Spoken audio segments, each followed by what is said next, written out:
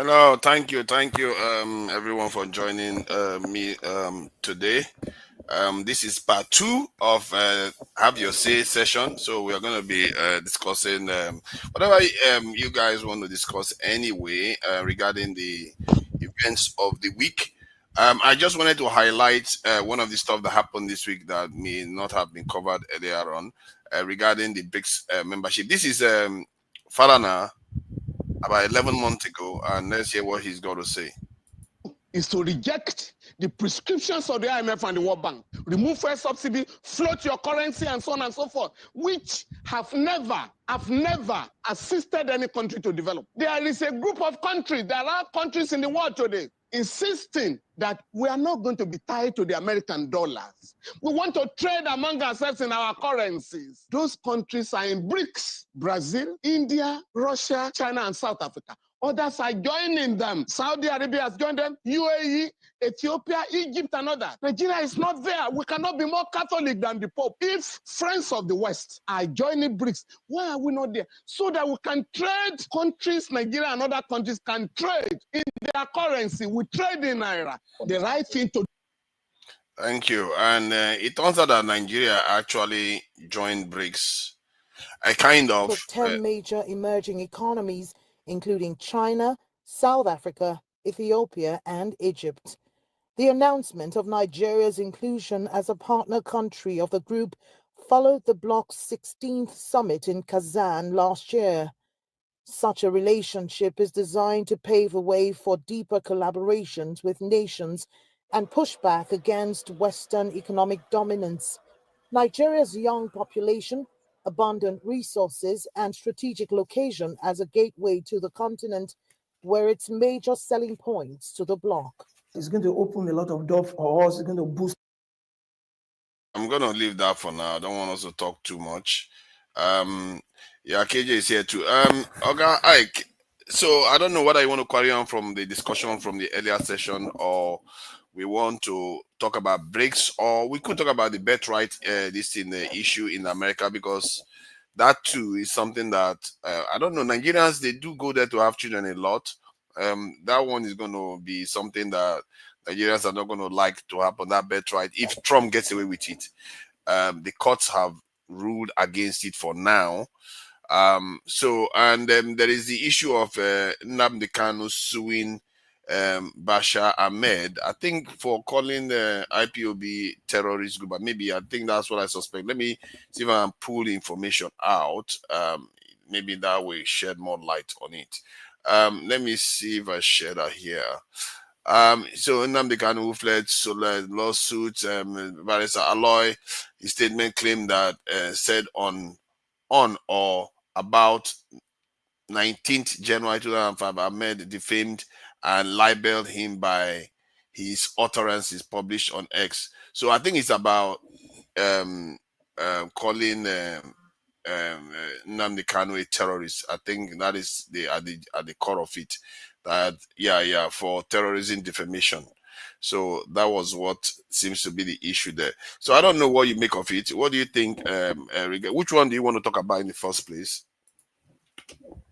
This is Have Your Say, after all. Have your say with some truth, of course.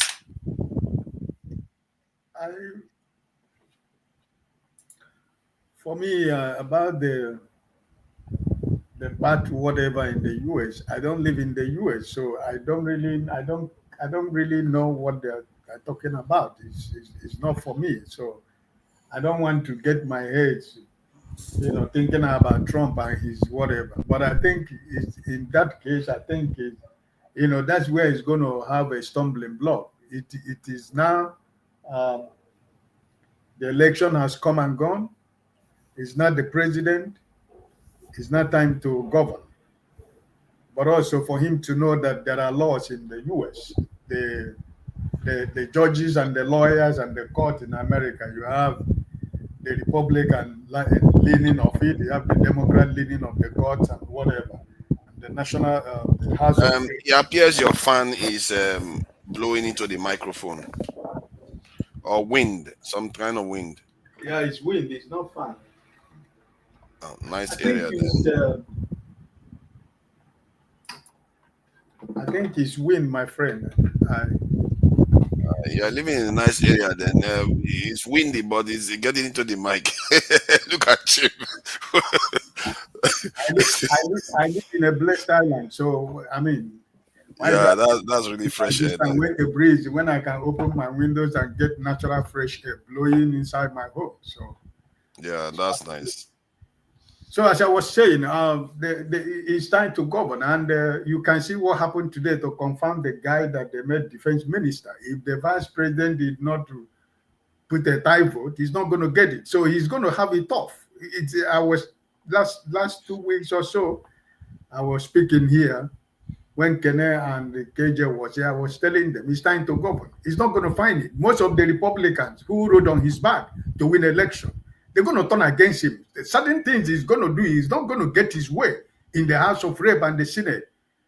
The former leader of the Republican, Mitch McConnell, he voted against this guy, and so it's consider there is no tie vote. He's not going to get it. So most of his ministers and whatever, they're going to find it difficult to confirm most of them because this is time to govern. Because the margin of error in the House is 5 members, the House of Representatives, and I think in the Senate they almost the same kind of margin. So he need the Democrats, he need the Republicans, he need all of them to to get his way. And sometimes the court are not, even though some few years back the court in America has been politicized, but at the end of the day, there's still decent court everywhere. So I think this issue of but I don't know what you call it. I think it's not going to be easy for him to get it through because the court is going to stop it. So Yeah, really, the birthright this thing. I think citizenship. yes, the birthright citizenship. I think he's gonna find it difficult because even his party themselves, the Republicans themselves, it's not all of them is going to support that. So it's time to govern. It's just 1 week, but let's see how the disruption is going to do, how far it's going to go, and who are going to be the losers and the benefit of all those stops. But like I said, my hands are crossed. I'm watching American politics. My only sympathy goes to Chin, who is in Canada, which tomorrow he might become an American citizen because if the man wake up tomorrow decide he wants to take Canada, Chin will automatically become an American, no more Canadian. So he should be praying. He should be put his chaplet on the water and keep praying that this man don't wake up one morning and say, Canada now, either with us or you are against us. And it becomes a problem because the population of Canada probably might be like California. So you can imagine. So America, Canada is Chim has to be working hard, tirelessly, unless he wants to become an American. But if he want to remain a Canadian, they have to fight for it. So it's just 1 week. So we see what he's going to do because remember what he said during the debate. Even before I'm sworn in, that the war in Ukraine, you're going to even before he's sworn in, everything is gone. I speak to Putin. I speak to this person, and the war is gone, and everything is going to stop. Even before I was sworn in, But the same Russia people, the same Putin is talking about, they're making mockery of him that he said he's going to stop the war even before he's sworn in. I mean, this is political talk. It's not time to govern. So I think people should embrace or be ready to embrace whatever comes out of Trump's administration because now he started with the issue of his trying to pay back some of the people who work with him that are no more with him. I think today or yesterday I had removed the security details from them. Yeah, John Bolton. John Bolton, the two former Secretary of State and the director of Fauci, the man who was in charge of during the COVID. So this is him. He's a petty guy. His own is to pay by revenge. His own is all about revenge. So I don't really know what the world is going to get from this guy. Probably we know what you're going to get, but at the end of the day, for me personally, I just keep my hands crossed and watch and see what they get out of it. Because my brother, I have to be honest with you, he has come to disrupt so many things, and see the people he has pardoned already. Oga, do you think that it is good for us though that what Trump is doing now is disrupting the machine that has also helped keep Africa where it is? Is also disrupting it. How is he whether it's disrupting or not, how is he helping you Africa? What benefit does he have? The former foreign affairs minister, Professor Kiyemi, has already warned Tinubu never to offend, never to provoke Trump, because if he provoke Trump, his presidency is gone. He has already warned him already to stay away from Trump. Don't try to go provoke him, because if you provoke him, all your file is going to come out and you are gone forever. So what are we going to get? It's all about this disruption. I don't know. Honestly speaking, I don't know what benefit is it for me as an African. What is this government for? What are they for me? Because I believe that if we want to do something that is for me, first of all the whole money that are stolen, that are banked in American banks, he should begin to return them to Nigeria, right? I think that's the first thing. The people that are bringing our commonwealth and they're using it to develop their country called America, I think he should be doing what he's supposed to be. When they come there, he pick them up and put them in prison, because that's where they go and cool off. When the tension is too much, they fly with their private jet, they go to America and enjoy their wealth, their money. The Speaker of the House of Representatives, you see his house they were showing in Atlanta. The Speaker of Lagos State House of Assembly. This is the same. I don't know why Nigerians are celebrating, Africans are celebrating Trump. I don't know what. I have nothing to benefit from Trump. Just for me personally, maybe others have. But for me, I'm not living because of Trump. So I don't know what he has for Africa or for Nigeria. Do you have respect for Africa in the first place? Does he respect African leaders? Does he? No, I don't think so. So what are they expecting?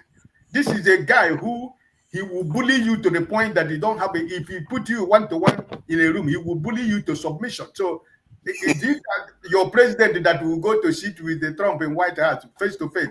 He will bully him to submission, because this guy is all about bullying people. So I don't know who African president that he has respect for. I don't really know. Maybe Egypt, probably.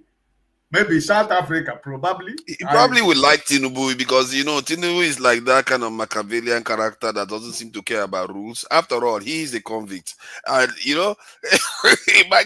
might just have something in common. And might, but I think for me, sincerely speaking, I think Trump might have respect for the president of Egypt and South Africa in Africa. I don't really think he consider African presidents to be important to him. This is my thinking. But that might be the real key, isn't it? If he doesn't care about Africans, he doesn't meddle in our affairs. It might enable us to go and do our own thing. And that is something I think is why I supported his presidency, because Biden was diabolical. He was forcing our leaders to do things that are not good for us, like all this LGBTQ, not even carrying out law, like this thing, what they call it, life this in executions. Let's say somebody's convicted to death in Nigeria. If you do it, people like Biden will be on your back. They will threaten you. And look at when we wanted to buy jet from them. They will tell us not to use the jet here. They will tell us not to use the jet there because it's human rights. But yeah, look at what they are here. They allowed Israel to do.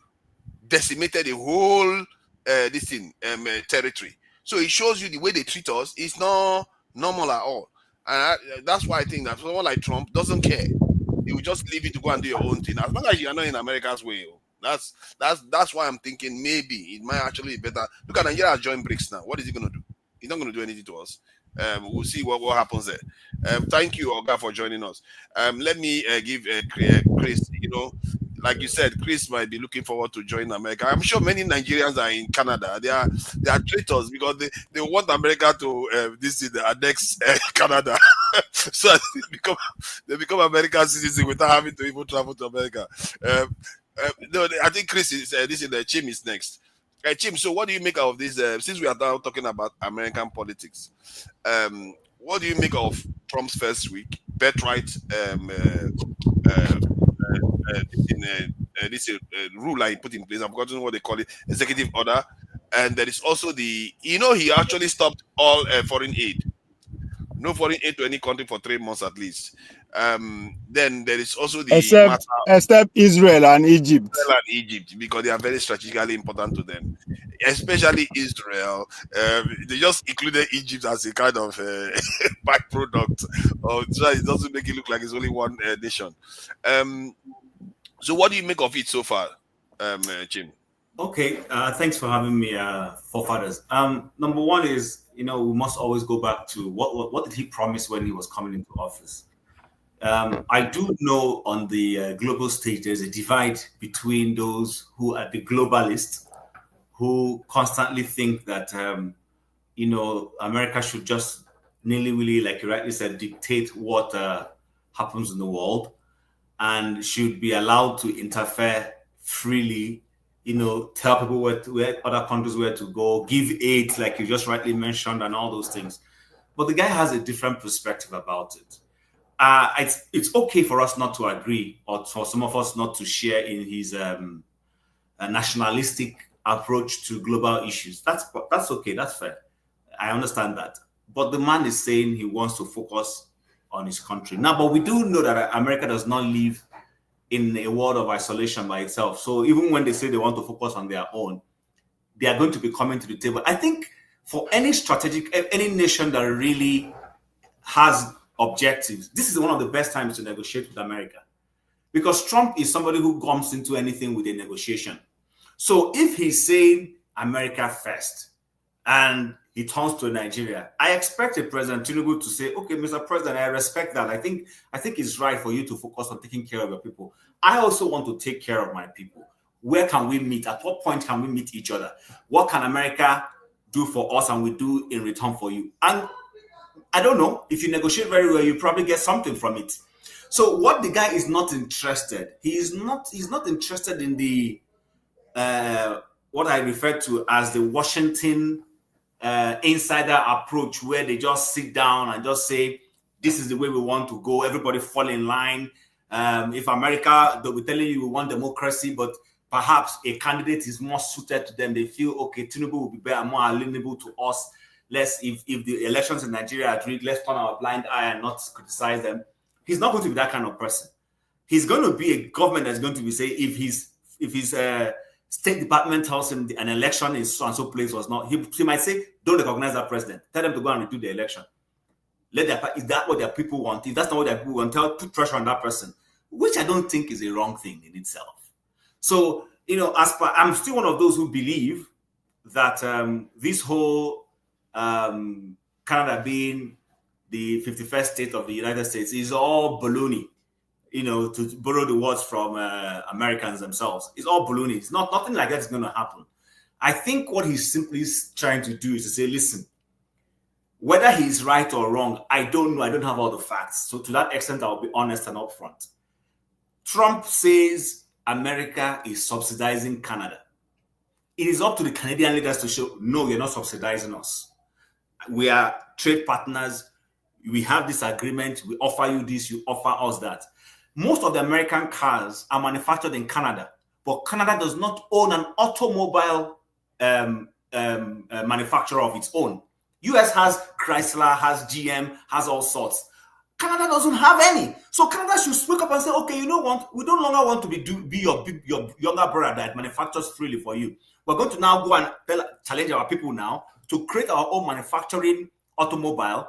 We will get our own and sell it to whoever wants to buy. If America doesn't want to buy from us, there are African nations that might want to buy from Canada, and we will ship to them and create new outposts.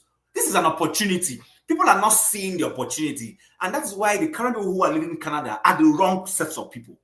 They are the wrong. These are people who are okay with Canada being US. Where are we going to? US will say, let's move this direction. Okay, they will follow them and move that. No, it should stop. They should begin to see the opportunity in extricating themselves from, the trade plans. There are certain trade plans that have been given to Canada. You must not sell to this person. You must only sell to us.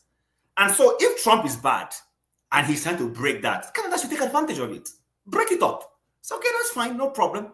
We'll go and look for new trade outposts, but don't come and tell us we cannot trade with China. Don't come and tell us we cannot trade with Russia. Don't come and tell us we cannot trade. If you are going to impose tariff on me, go ahead and impose that tariff. I'm at liberty now to fight for my economy and reach out to other trading partners that I have not taken serious in the past. It's an opportunity. So I think he's challenging the Canadians. The Canadians should take it up. I don't think the Canadians should fight back with what I'm hearing Trudeau say, that we will hit them back. Hit who back? A 27 point something trillion GDP economy. You want to hit them back when you are just 2 point something trillion. How is that possible? So I think I'm not one of those people who is sold to stupidity. When I see a clear cut, this is not a case of David and Goliath. Let me denounce people's mind who think we're about to see a David. This is a clear case of a Goliath, a real Goliath that is going to squash anybody that stands in his way. It's not that biblical. David.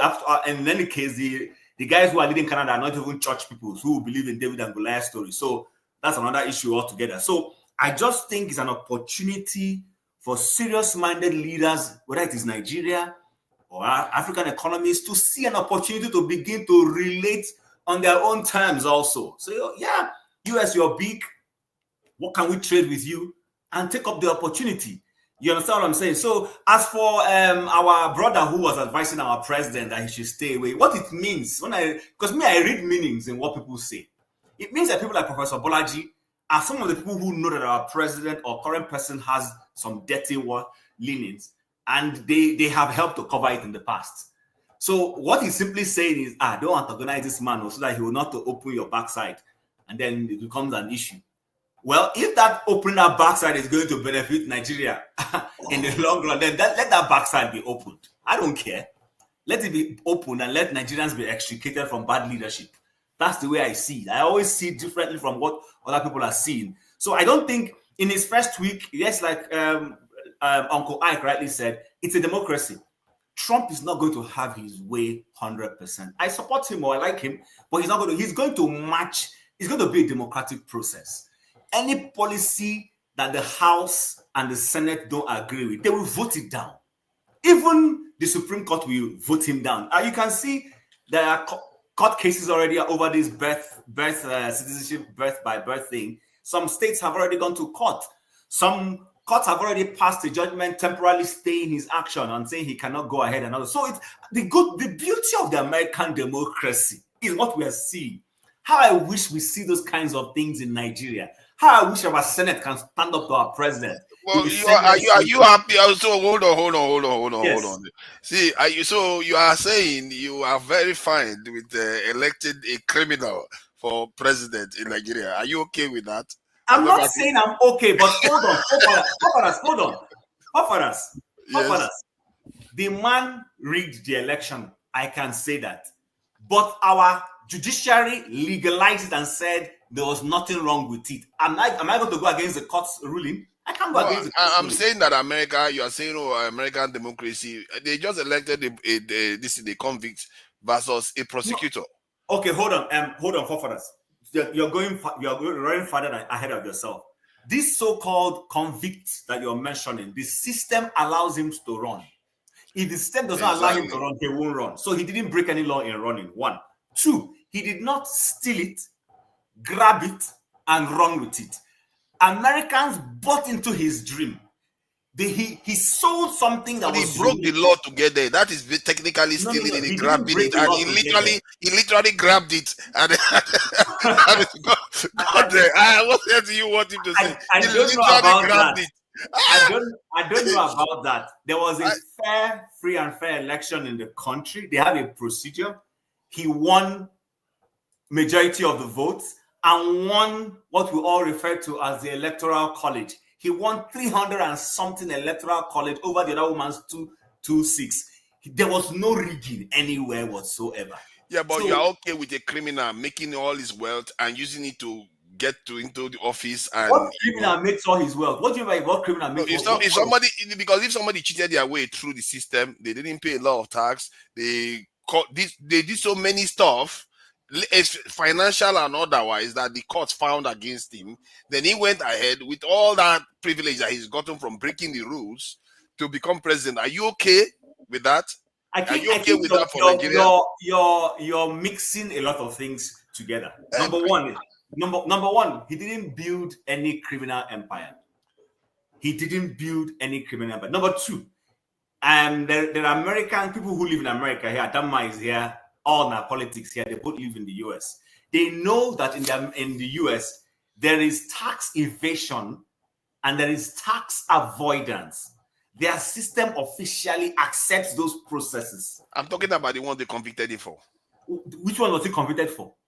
He's convicted for, I think he has to do it financial stuff regarding his company. Then there's other ones with shady practices with women. And I'm just saying that when we praise this system, we should know that we should want it for ourselves too. Should we want it for ourselves? Let's not. No, hold on. You see, this guy was not accused of drug dealing. Drug dealing is where you draw the line. But drug dealing is against the law anywhere in the world. There is no dossier anywhere against him for drug dealing. That's one.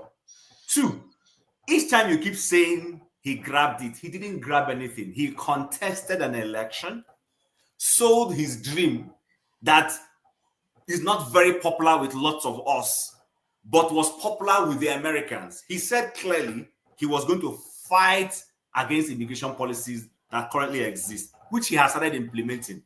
He promised. I agree with you with that. Are you saying that it's okay now that Nigeria should remove that law that bans criminals from running for office? We should remove it. That we should. If we want to remove it, please let's remove it, because it makes a mockery of us that we say that if you're a criminal, you can't run for office, and then one clearly fingers are pointing that this person has criminal tendencies, and we allowed it. I'm not listening. No, forefather, I'm not. Listen. Let's be objective. They have a law that says a felon, somebody who has been charged, whether he's guilty or not is a different thing altogether. But somebody who is accused of felony, their law does not stop him from running for public office. Their law does not stop him. And as a matter of fact, it's quite unique to Nigeria.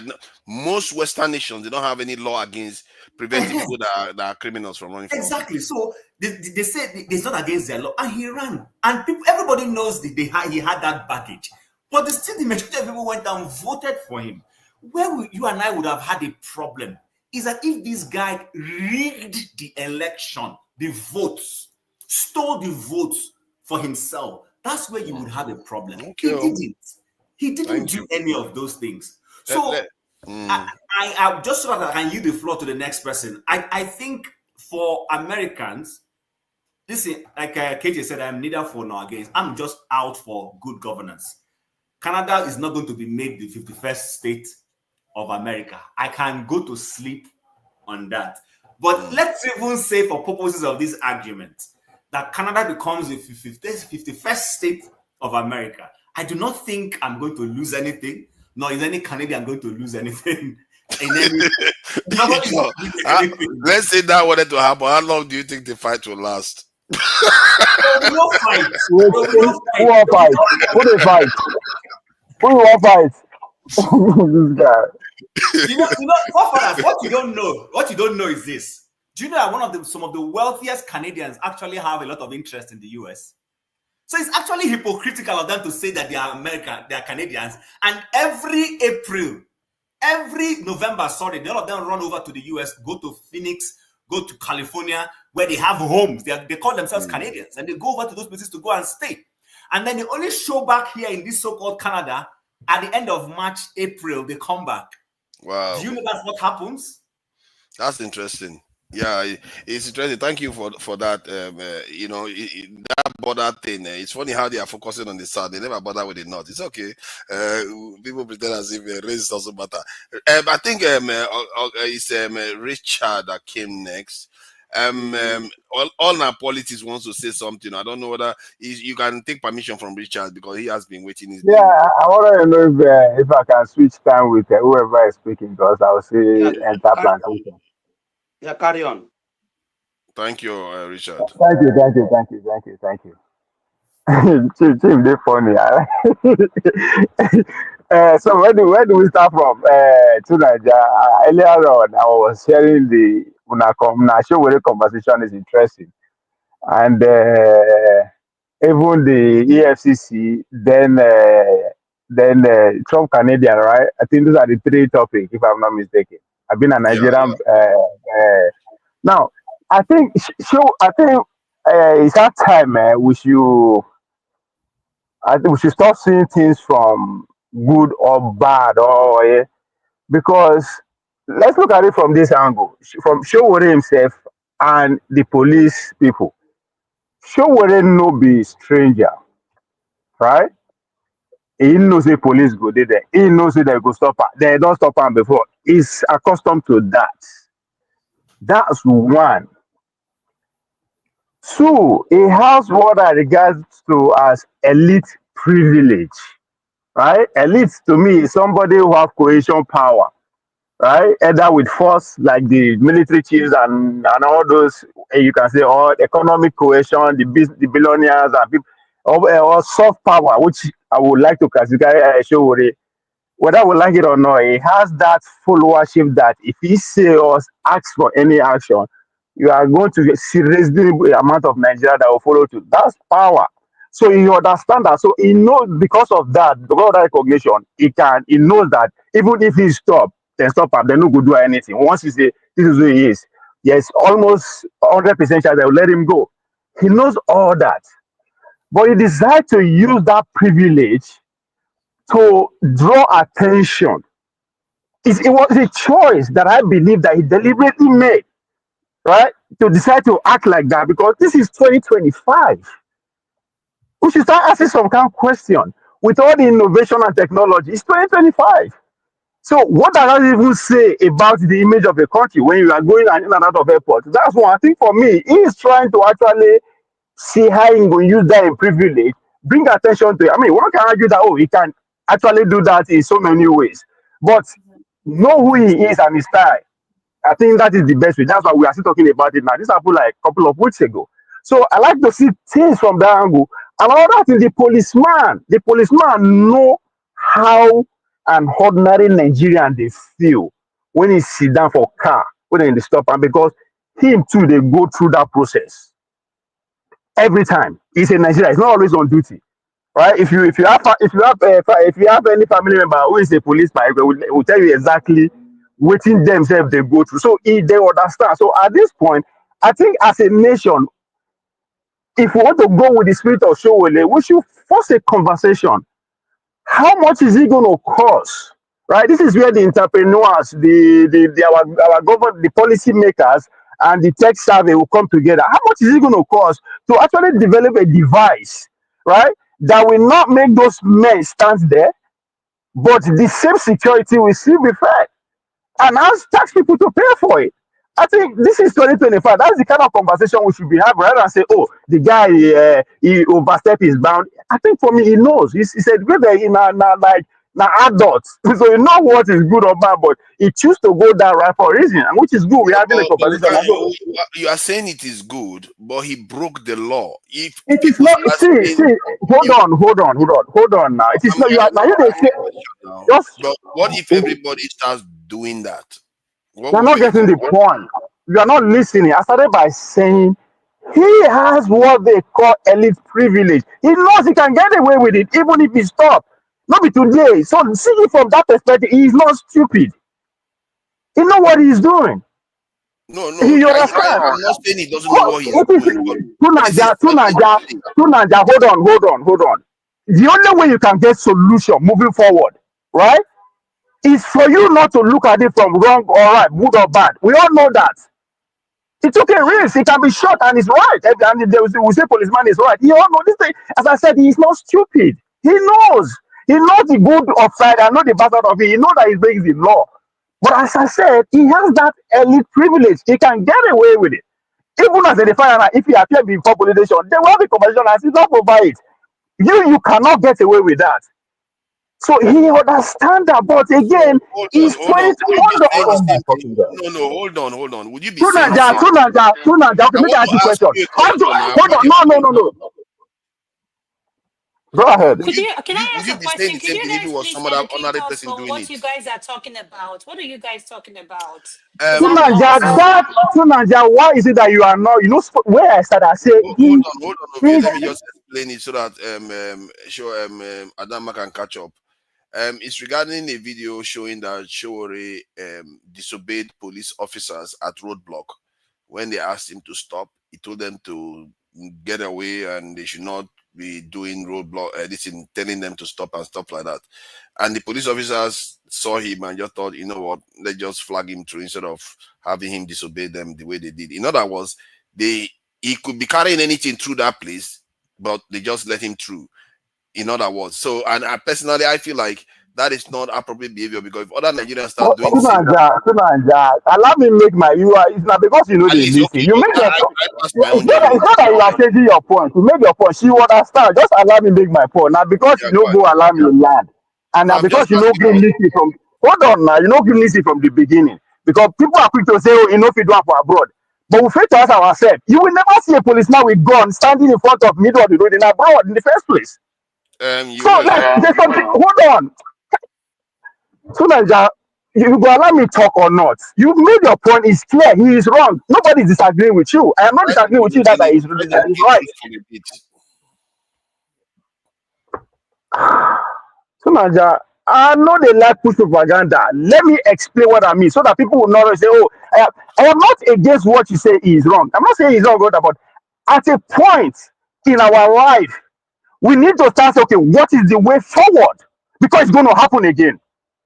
Because when it happened last time, we all complain. All of us they complain. It's good, it's bad, it's good, it's bad. Nobody seems to think less. Okay, why? How can we prevent this? And for you to actually find a solution, you have to look beyond wrong or right for once. You understand? In a brother, when me and you know, if police won't pull me over, nobody say they go stand with gun. Where we will stand so? A car will be packed out with all the technologies. If I run over, see if they suspect anything, they will put on their lights and I will pull aside. But most importantly, they also understand that it's good for an airport. Come on, this is 2025. So Showore is not stupid. I am not in support of it, but he is not stupid at this point. We should understand that he's a grown man with full senses who understand his privilege. And he has gone through that over and over and over again.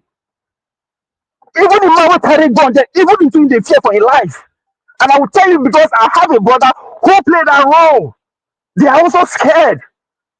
So how do we get out of the point that we are here today? Rather than say this one is wrong, this one is bad, this one is bad. We all know it's wrong. So solution we should how should we looking at things. The same thing with the EFCC guy, right? They say, oh, he's supposed to, he's not supposed to shoot. But we live in a country whereby now only few people then give license to own gun. Is it the first question to say, is that guy legally have the right to own a gun? If it's yes, when they give a license. So before an EFCC man should leave his office for operation, these are the things you're able to check. In order when we start beating daughters, rather than complaining and blaming everybody. If everybody doesn't have the right to own a gun, you only have to actually go physically for them to approve you, then you should be documented. So that before any policeman put you in yourself for harm, it's you to say, okay, this citizen would they go search now. So why is his record in our file? Does he legally own a gun or not? So, but instead we're going to blame her. Oh, she knows how to break the door. They should not shoot. Shoot. It will happen again. If that is how we are going to just keep our conversation, how do we make sure it doesn't happen again? At this point, somebody is not doing his own work. It's 2025. How come our security architecture doesn't have data of people who legally they gave right to own a gun? And if it does, that's what we start. If it not has legal to own a gun, then we should blame it. We should not looking at the EFCC. If they really batch, what are the procedures? But instantly we drop out who is wrong and who is right. Trust me, you only find somebody that who is wrong and who is right. That's why mistake happen in the first place. It's just like competition of football. If nobody win, that means everybody check themselves with that. Somebody has to make mistake before you get a winner. No matter how good you are, if your opponent does not make a mistake, it's very difficult for you to beat. So the conversation should be going beyond this person is wrong, this person is right.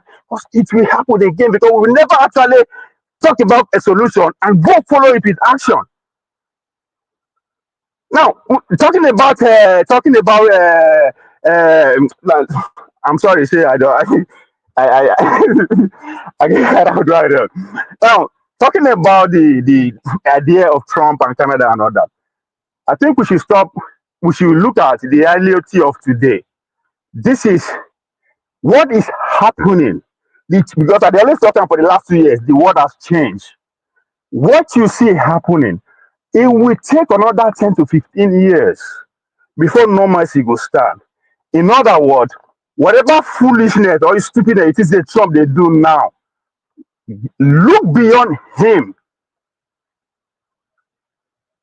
America is in a point facing hegemonial survival or literally survive as a nation at that level. So when they are talking about annexing Canada, it's not like physical territorial. But even though if you want to argue, you have to go back to the history of America. I will argue that 1/3 of Canadians today migrated from America literally because they were running during Civil War. You know, a lot of places they go and all that, but that's a different conversation. But economically, you know, go take anything before they annex them, which is what the policy Trump is talking to. And Chima literally said it. Most of the billionaires, it's not that they live in America, their business is owned by American corporation. So all you need to do, sit down, study Vanguard, study Village Page, study BlackRock, then you know who and how runs the world. And I will advise all of us, please, if you can, go listen to Trump speech again, then go to Davos, what economic forum is currently going. Then you understand what exactly the policy of Trump is going to look like. Forget all this. Now, the birthright citizenship and all that, yeah, then put all those things there for so that Democrats and everybody will get time to they argue. It pass in no pass, so that's not the most important thing. And we should also understand America is going to be 250 years today. Anybody who is questioning their policy doesn't know what he or she is doing or thinking. They are here before. The only difference is that they are facing a challenge that is coming in this different side, economy and technological innovation, which is China. That's why this one did different. Now, the people, the idea of Nigeria joining BRICS or not, Moku, just be patient because when Trump say, or not even Trump, if you actually follow the policy of Eric Kissinger, all right, America is at the point that it's either you are with us or you're against us. Period. It's either you are with us because it's about survival beyond all the shenanigan conversation we are having. It's beyond all that. The word is in it. It's like some people say now code word points too. Anybody can get it. So I'm saying all this to say Trump is just a packet fit for the moment. It's a great distraction. It's a great distraction, but it's beyond him. Americans are not stupid to lay the soul of 250 years to a man who will just come and go 5 years or 8 years. That's not how American policy work. Come and do your discussion and get out. She has to. So at this point, whatever that is going on right now, the possibility is just going to subside like that. Talking about the world and all that is very dear. So Thank you. Take 30 we seconds should to wrap watch out it up. from all those things. Are you Thank you. done? All right. Richards, thank you for joining us, Oga. I really appreciate your patience and giving all our politics the opportunity to have his. Thank you. I appreciate you. Yeah, go ahead, Richards. Yeah, good evening once again. I will start with Professor Yemi, I think Bolaji Akinyemi, what he said about Trump and about Tinubu. I think these men, they are living in denial, reminding us that this man was permanent secretary at the UN when Babangida or the whole military dictator were harassing Nigerians. He was representing Nigeria. Actually, in actual sense, such people shouldn't be talking in the public. But because in Nigeria we tolerate everything, his likes in South America, some of them are brought in jail because of their involvement in military dictatorship. But today, they are statesmen, elder statesmen. They can talk smoothly, advise us. This is where we find ourselves in Nigeria. I heard him, I listened to him, I said, wow, what a pity. Now come to Trump. The hypocrisy of the whole Western country, mostly here in Europe, is disgusting. Here in Germany, as I speak, I have it here. Thousands of Nigerians are facing deportation. You know, because my brother was here last the first episode. He was talking that as if that here in Germany that everybody is every immigrant is living very fine. There is no problem here. Look at it here. Thousands of Nigerian immigrants could be affected by German government plans to set up deportations of rejected asylum seekers. Experts warn about an insecure environment for migrants repatriated to Nigeria. This is it. But he was here trying to tell you that here in Germany everything's okay. Trump is doing that. Here in Germany, as we speak, even in our Igbo union, before December, 3 of us were picked. We were picked and deported. You know, so when somebody comes here and tell you Trump is doing this, Trump, there is everywhere in Europe. There is this movement. You know, there's this movement of, you know, catch them, deport them as long as they are illegal here. We're not talking about people who are legal. We're talking about people who are illegal immigrants. They are being hunted here and they're being deported. I believe even in the UK too, in France, everywhere. Look at now that they reintroduced, you know, a border system in Europe. Before it was free. Before you could, from where I live to Amsterdam, it's about 3 hours and 50 minutes, or let's say 4 hours. But you know, but before it was open. But today, if you have to stop 2 or 3 places, and they check you. So this, you know, this deportation of illegal immigrants, it's not about Trump. It's everywhere in Western world. It's happening here in Germany. It's happening in France. It's happening in Belgium. Everywhere. It's not only Trump. If you come out a birthright, as a black man who lives here, if you bring your wife from Nigeria, if both of you are having Nigerian, you know, passport, and maybe you have permanent stay here, if you have a child here or children, they are not automatically Germans. So, but when Trump said over there, they call him racist. But here in Germany, it is not automatic that your children will become Germans. In the UK, I lived in the UK for a long time. It is not automatic that your children will become British, unless one of you, if maybe one of the parents is British. But if both of you are Nigerians with permanent stay in the UK, automatically they're not British.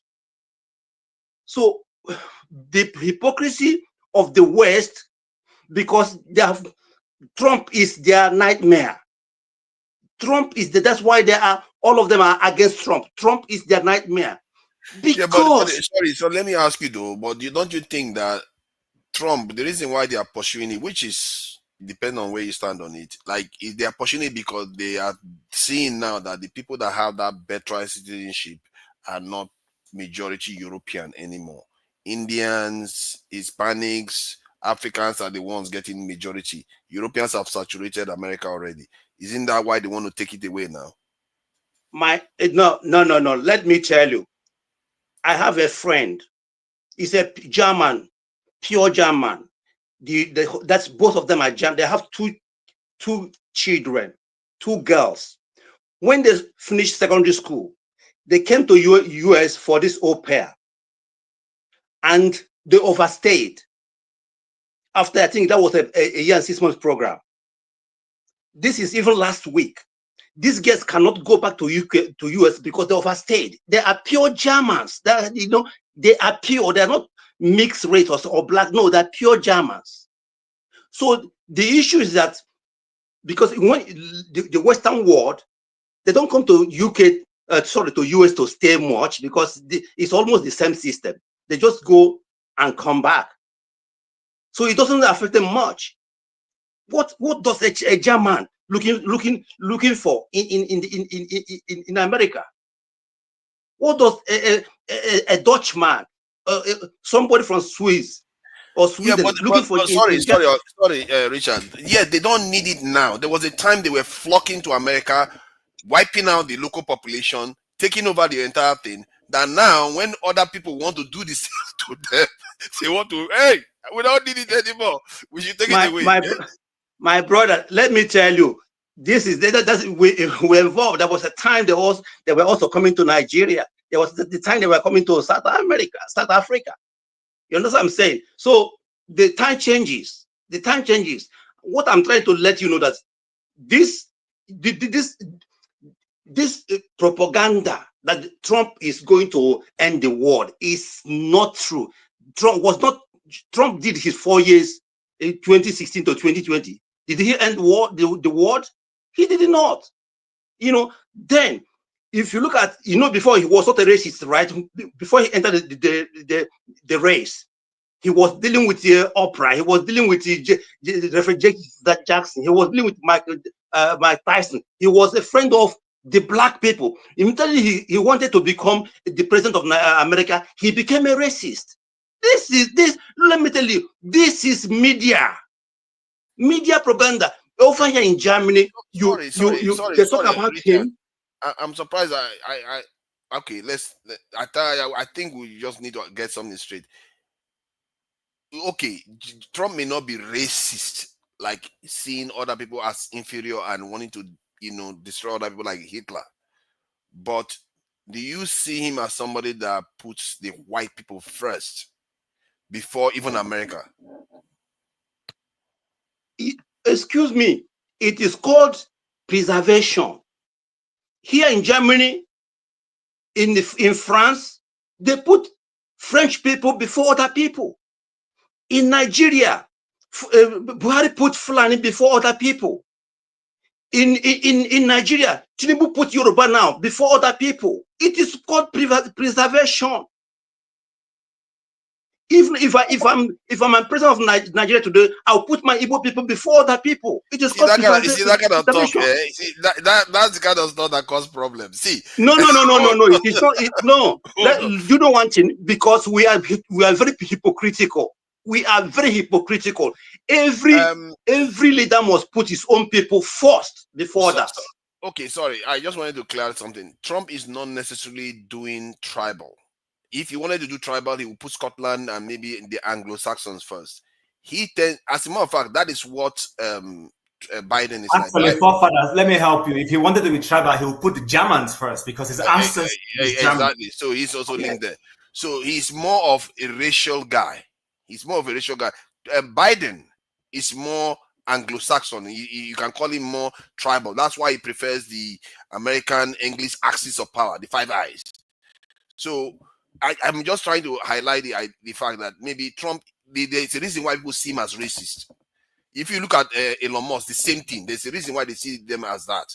And sometimes he prefers business and all those things. I'm just trying to highlight, because Trump is a very nuanced person. It's not like he's coming after black people. I hate black people. No, he's for white people. And I've been saying that from the beginning. Excuse me. Oh, please. I don't think so. I don't think so. I hear what you are saying. Let others speak. So otherwise, okay. Thank you very much. But I really please, appreciate you. Yeah, but please, our Professor Bolaji Akinyemi should give us a break. Thank you. Thank you. I really appreciate that submission from Germany there. That's a quality one. I think it's okay, sorry, there's somebody that is backstage that I need to bring back on, because he looks like he dropped out. Then let me let Adama go then. I'll bring him back on.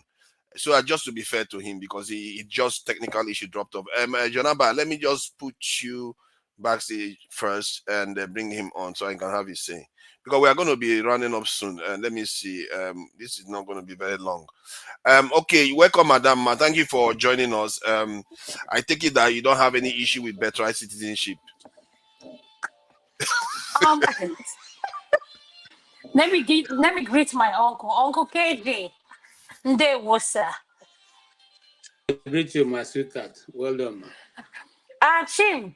They were there. These are the two people I came here to keep company. So let me come and harass them. Two of them, These are I can harass them anyhow. Chim, go ahead. You said you wanted to say something, so I can give you 1 minute. Yes, go ahead. Yeah, the point I was just trying to make is, you see, I think this whole Trump thing as the devil has been overly overflogged.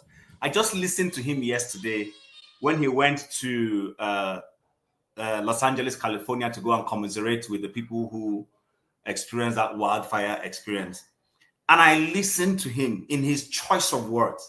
He emphasized this next 4 years, this next 4 years, this next 4 years. In other words, admitting I am constrained by 4 years. All I want to do is within the mandate of the 4 years I have been given. And he kept talking about the fact that common sense, because I don't want to change the topic. The things that have caused the wildfire in Los Angeles, things that are as basic as having water, natural resources, managing your wildfire forest properly, so that, because wildfire will happen, there are certain things that are just a given, they're going to happen. But when you manage your wildfire forest properly, if the fire comes, it won't burn the way it is burning. And he repeated, we've discussed this thing in my first tenure, my 4 years, but these things were not done. You see, the truth about the matter is this. We have a set of globalists who are running the world right now. Call it conspiracy or whatever you want. And if you don't align with anything that they are saying, you are a devil. They will spin the thing the way they like. God will help you if you're not as strong as Trump to fight back with your behavior. And that is where he's fighting them back. And a lot of people have started understanding it, which is why, with all the dictatorship tendencies they threw at him in the election, you called him a potential dictator. But all of those people sat with him during the burial of the former president and were laughing. People who called him a dictator sat next to a dictator, jibing with him and laughing. I want to leave that. I don't want to dominate this thing, but I just want to say some of these things are overtaken by media who want to push a narrative. And if you don't understand the way the media works, you will fall for anything.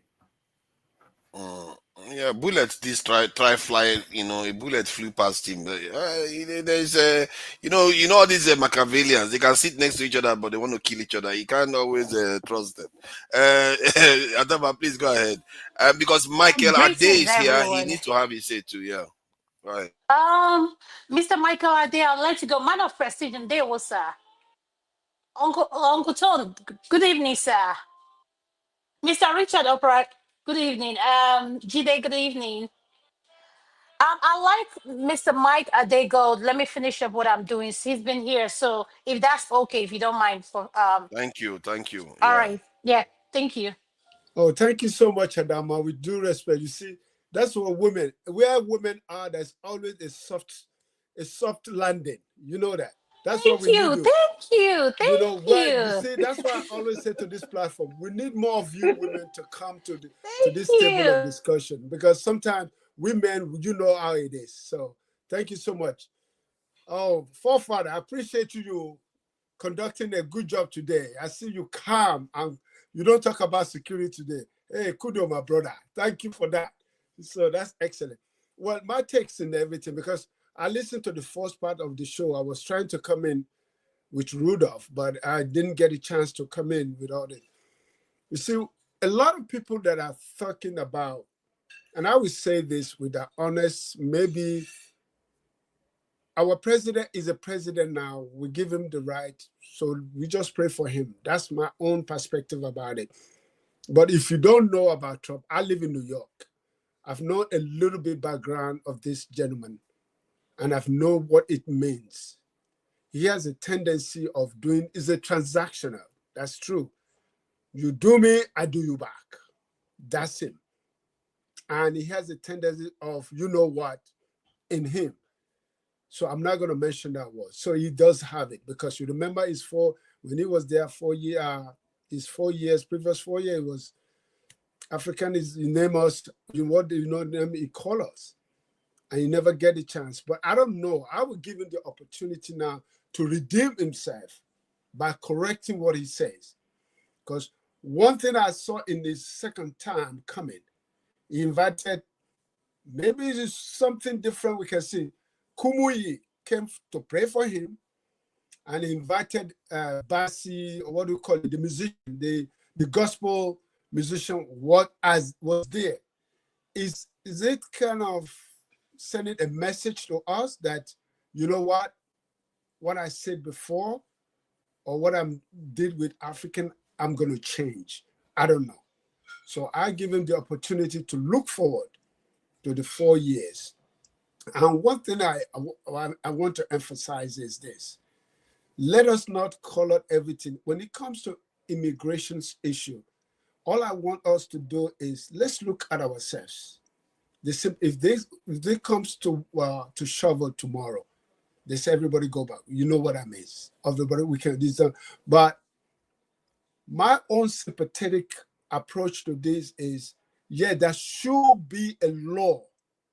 And then, Americans have been trying to make a law about immigration. They have not been able to do it. And I know the nonsense that they put it in there, because there should be a law. When you come in here, this is the process you should follow. I agree with that. Illegal stuff and all these things, people coming from the border, should be curtailed, should be controlled. But at the same time, I'm an immigrant too. I will never throw everybody under the bridge. It's all immigrants. And that's the word I'm looking at this platform. People are saying immigrants are committing crime. No, few are committing crime. Because let's face it, Nigeria have been stereotyped with the name that they call us. And I know every one of us will never come here to say, yes, it is okay for them to call us, we are fraudster, we are this, we are that. Few. In every society, there's good and bad. But like you said, the media will always put out the bad to represent the country. So this is what I'm talking about. And I'm glad for this platform that with the social media, we're able to correct the narratives that they're giving to us, because we are all abiding, successful Nigeria in this platform, in every aspect of our life. We are not criminals. We are not fraudsters. We are a good citizen for any nation that we are living right now, because we pay tax, our children are there. So those are the things that I'm looking at. His 4 years. Let's see what he's going to do for Africa. Let's see what he's going to do. I'm waiting to see. Maybe that's changing, because what I see is sometimes when you see the potential of a president, you look at the people that is surrounding them with as advisors. That's to show you which direction is going. Somebody like Miller and all of them, and all those people that are somehow in that context of living, they have their kind of mindset of racism in them, being advised. That's, for me, I'm still looking. He doesn't have to listen to them to do his job. Is it not better that if they are racist, they show you how racist they are than they pretend as if they like you? Yeah, I mean, to some extent, forefather, it's good for you to show me who you are than for you to hide behind.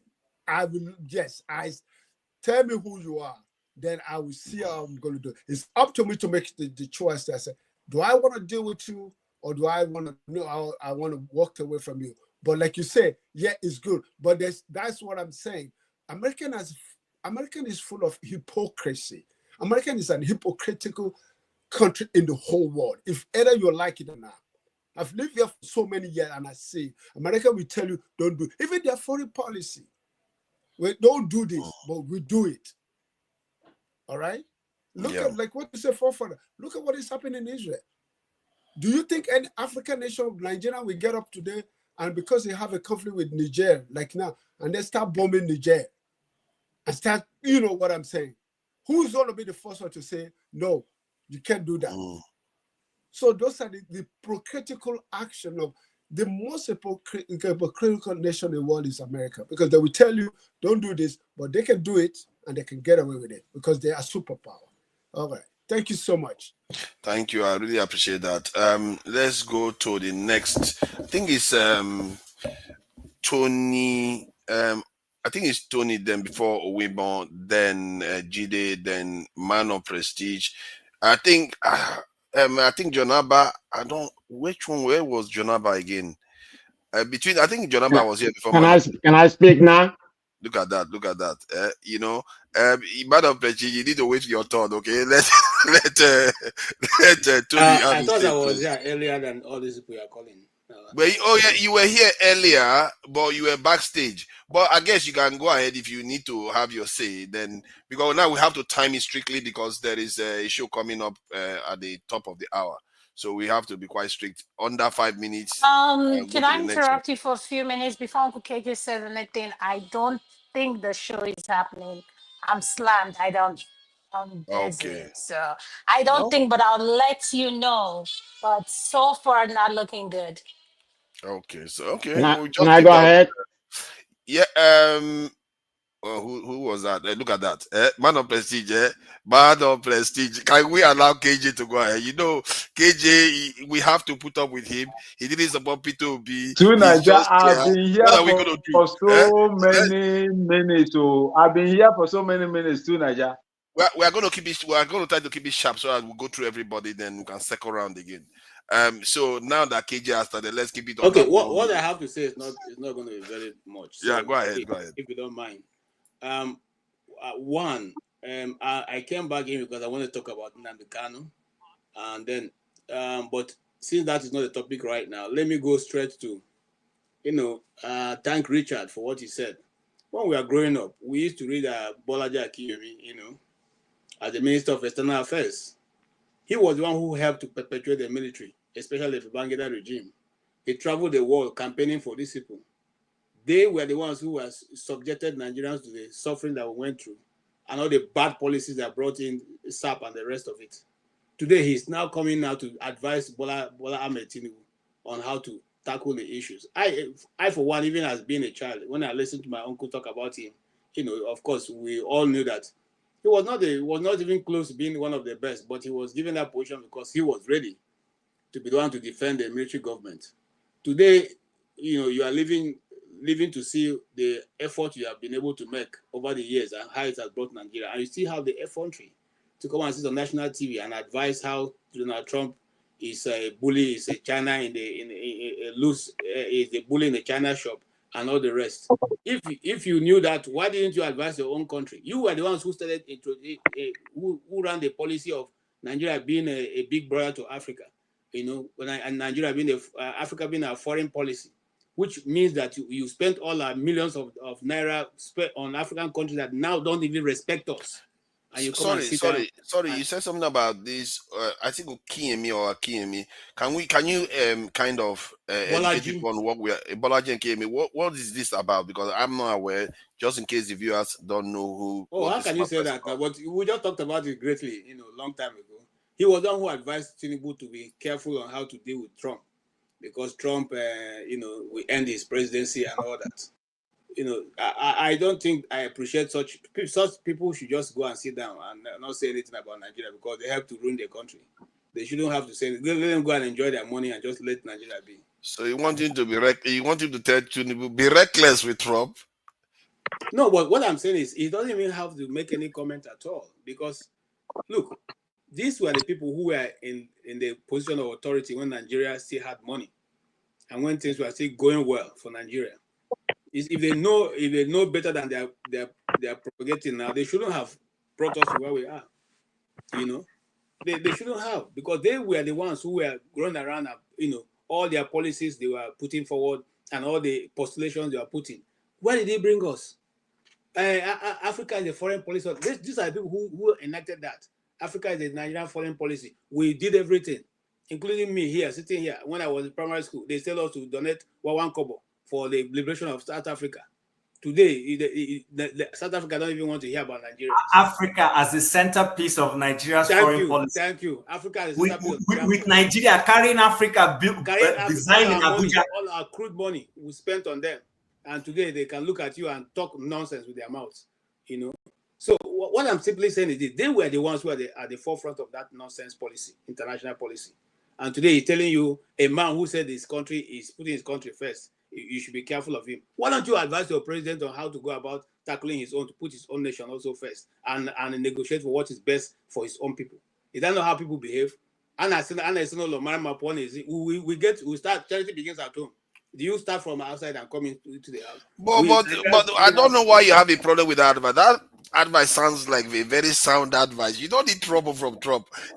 Nigeria could suffer for it. No, this is drama. That is the bane of African society. You want Trump to be saying, we are going to destroy your country. Hold on, you want that? This is my challenge. Let me talk. If trouble come, you should be prepared enough to deal with it. You think what America is doing, they are just talking. They are also ready for trouble. If you want trouble, they will give it to you. So for us in Africa and Nigeria, as the case may be, the president should have a good team that can stand and look at policies coming from other countries and see how it can benefit Nigerians, and from there map out their strategy. I'm not saying that whatever. You should also be ready, because listen, let me tell you something. Look at the way Trump negotiates. A man comes to you, said, I want to invest 100 billion. And you said to him, no. I don't want 100 billion. You are good enough to do 200 billion. Okay? And now the man is doing 1 trillion on his own. The man has opted to 1 trillion. Okay? What do? You need to be bold in a place of being supposed to be bold, not going hand in cap, begging people.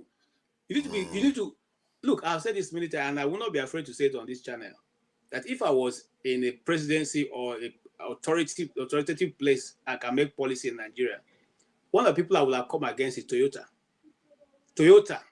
If you're not having any... KJ, what are you waiting for? We got your behind. We're here to support you. If you're not putting a plant get the flag in Nigeria, I will tax all your products. They won't come there. Okay? We are buying everything and running everything. The government is spending all the resources of Nigeria and Toyota, and we don't even have an assembly plant. We don't even have a special, discount. Nothing. Look at Mercedes here in Germany. For you, America can buy Mercedes for very, much cheaper. Okay. The only arrangement is that you cannot sell that Mercedes to Africa or any other place, except it's over 60,000 kilometers or more than 6 years. So you can actually buy your Mercedes, leave it here, and leave it sit on the ground for 6 years or 8, and you take it out of this place. That is a country that puts its people first. You negotiate on behalf of what to benefit your people. Not that you go and say, whatever case what will be. This man has come, or he's a troublemaker. Let us no. No, but did he say he was a troublemaker? He was saying just avoid trouble. Hey, now wow, okay. What do you want from Trump? What do you want from Tinubu? You want Tinubu to go and take on Trump? Trump is crazy. Trump will cause so much trouble for Nigeria. Nobody needs that trouble. If I was Tinubu, I would stay away from Trump. Don't follow that narrative that the media is saying. Trump is not crazy. Trump is a businessman. He goes to negotiate with you. Let me give you an example. He was talking about Greenland. People are saying he wants to annex. No, he doesn't want to annex Greenland. He said he wants to have a negotiation with them. He has an offer he wants to offer them. If it's accepted to them, okay. So you also know that it's going to come very soon. They may offer you what this is what you have, and this is what we want. What is your own say? My brother, what I'm saying is, before that offer even comes, look at yourself, set up your team. People who understand how America works. We have Nigerians who are business people sitting in Nigeria. We're not looking for people like Bola Akinyemi, who has done all he has done. Let him leave these other people now who are here, who know what's about. KJ, though, before we move on, my instinct tells me Trump and take everything office away from all of them. Trump and Tinubu, then they are closer than I would like. There's nothing close to both of them. They are closer in a sense that they are Machiavellians. They are the kind of people that would do anything to win. And Tinubu, hold on now. Trump can do deals, and Tinubu can do deals. You know that Tinubu can do deals. Let's face fact. He can do. He doesn't care what he tries to do. Who he has to throw under the bus to do a deal. So those things align. Can I ask you one question, please? Don't be offended. Go ahead. Tinubu can do deals, right? All right, Tinubu is a Muslim. Saudi Arabia is a Muslim country. UAE is a Muslim country. Qatar is a Muslim country. He's been visiting all of these places. Which of them has thrown any cash? Not one. No. When I say deals, but that is it has to show. But this guy just spoke a phone call to the Crown Prince of Saudi Arabia, and the guy said, "I'm going to give you 600 million for your." No, is it okay for Saudi Arabia to send money to Nigeria? Is that our end goal? We should be getting investment. Investment from anywhere. What we need is investment. Bring investment. Thank you. That's what I'm saying. Hold on. Investment is not going to change Nigeria. It's a big lie. It's a myth. No, I hear what you are saying. My father, I thought it was supposed to be timing this. Yeah, what are you saying? Are you not timing the World Cup? Hold on. Let me just slow. Yeah, I think let's have it roll a bit. KJ, honorary this in speaker. Let's move it to the next person so that we can circle around again. Okay, yeah, 30 seconds round up. It's a good question. The guy is a negotiator, your T-Pain. Yet, with all his brothers, he has not been able to negotiate one kobo that has been sent to Nigeria to better the lives of the people, or even one kobo business gotten from his negotiation. So we are saying, in my own submission, that he is not a good negotiator, and he doesn't negotiate nothing. They're only smart in half because they are in a position of authority, making the Nigerian people dry. He cannot do that when it comes to real business. If not, show me how successful was he before he became governor of He joined BRICS, so he joined BRICS. He did the Naira swap, kind of swap currency with China, and that's the start. I'm just trying to help our Jagabad. We can't always just be knocking him down every day. If he does something nice, we have to say that he does something nice, so that when they hear us from this channel, it's not like we're just cursing them all the time. We are being reasonable. Like the BRICS one, I don't see anything wrong with it. The currency swap, Nigeria is going to make money out of that. So, but the currency, the floating of the Nigerian currency, I don't think I will ever forgive him for that one. No. Who is next? Oh, for that, can I do a pushback on what Uncle KJ just said, please, if you don't mind? I would like to ask Uncle KJ. I'm sure everybody don't like KJ, so it's all right. No. Yeah? Uncle KJ, can I ask you something? You said the Saudi investing, like, how has that brought money? Or Chim asked that question. How does that help the, Nigeria if we don't have electricity, power, like we don't have power, security, like the basic healthcare? Like, who would want to come and invest in a country that has no power, please? Adama, God bless you, because I was just waiting to interrogate that, because Nigeria is a hard sell. Okay. We have to compare apples with apples. Yeah, but we have to have it rotate. No. We have to. So we have to compare apples with apples. Okay, 1 minute to answer. He said, let's leave it now. And negotiators. You see, the problem with us is 1 minute to answer. Chim, calm down. 1 minute to answer, because there are others that haven't spoken now. Let's try to get to them. I made that point, so I have to defend it. I made that point. Yeah, so you can hit it, and it's okay. My argument was you said... No, you can't defend it now. Okay, let's respect their time. There's a Weibo from... I think we should give him the privilege anyway. It's from Ghana. You know how Ghana is suffering. We have to help them, just to, level up. Please. I mean, that question is open to any panelist to answer, but I want Uncle KJ and Chim to answer it when it comes to their turn. Sorry about interrupting you. I will take 1 minute to answer you, my sister. Listen, the person who is responsible for establishing power and electricity is the president of Nigeria. He has all the authority to make things that are not running to run well. That is why he took the office. It's not by surprise that you realize that there's no electricity in the country.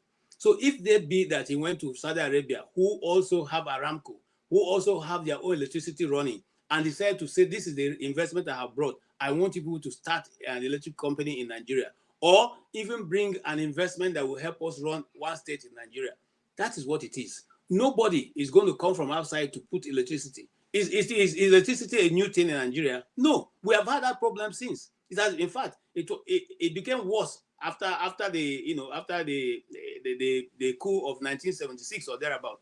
Okay, but these things have been with us. Nobody who is going to run Nigeria tomorrow who will not know that darkness is we are one of the people who pay for darkness more than any other part of the world. So it is not new. A president coming in should have the way to be able to solve that problem. That's the first thing you should look for and how to solve. And if you're not doing that, then you are not ready to develop the country called Nigeria. Thank you. Precisely 1 minute. Thank you for that. Can I defend it now? Because no, you cannot defend. I'm sorry. We will come to you to your chance to defend it. Don't worry. Just to allow things to go around. Jonaba hasn't spoken. Man of President hasn't spoken, and Owibo hasn't spoken. So Owibo, please, thank you. Go ahead. I haven't spoken. Yeah, Jide too. Jesus Christ, man! I haven't spoken. Thank you. I think it's my fault that I have to hold up to that. I should make a second more a bit. To Nigeria, you have to arrange your panelists according to how they appear, how they come into your platform. That's the thing. Yeah. Where you place me is, in fact, I came before so many, many of these people that are here. But in any way, so good evening to all of you. It's 10:49 Ghana time. That's around 11:49 Nigerian time. See, Bola Akinyemi did not say anything wrong. You cannot bite the finger that feeds you. You can't. Nigeria finger is in the mouth of the United States. If you knock the United States on the head, they are going to bite off your finger. We do not know. See, we have 5 permanent security members in the world, people that take decisions of what happened on earth. America is the biggest of them all. When you see China, let's say at 5 category, United States is 25 category above China and Russia. You cannot. If you look at what happened in Gulf War, that would tell you the capacity of the United States. China vetoed Gulf War. China vetoed. Russia vetoed. It left with France, United Kingdom, and America. And they needed votes. Nnamoche Keji, go and check how United States carried out the war, the Gulf War. That will tell you the capacity. They involve what they call non-permanent security members. Equatorial Guinea was one of them. They voted. Even Turkey, who was against the regime change in Iraq, at the end of it all, including Germany, Turkey opened their airspace for America to land their aircraft. That is to tell you the capacity. You cannot bite the finger that feeds you. So Bolaji Akinyemi knows what the world is talking about. Majority of the aircraft that you are using today in Nigeria to fight terrorism are sold to you by the United States. Do you remember when this same man, Trump, was there? They introduced what they call the He law that banned the sale of military hardware to Nigeria. What happened? Good Lord, Ebele Jonathan suffered it. So my brothers and sisters, if you cannot produce, a country that is not capable of producing or securing their own citizens cannot fight a country that has the capability to even go to the space. As I'm talking to you, for those of you that knows about weaponry, F-35 can leave this surface, this planet, and enter into the space and destroy whatever it wants to destroy and re-enter into the Earth planet. That is the capacity of the United States. So please do not. The Igbo people say, don't go and shit where the grass is taller than your anus. It's a good advice that Bola Akinyemi gave to Bola Ahmed Tinubu, looking at his own past in Chicago and everything, the drugs scandal, paying $460 something thousand to avoid going to jail. He should watch it. That being said, my brothers and sisters, Trump is a man, is a cat with 7 lives. I do not know if any of you know what a bullet can do to the head of a human being.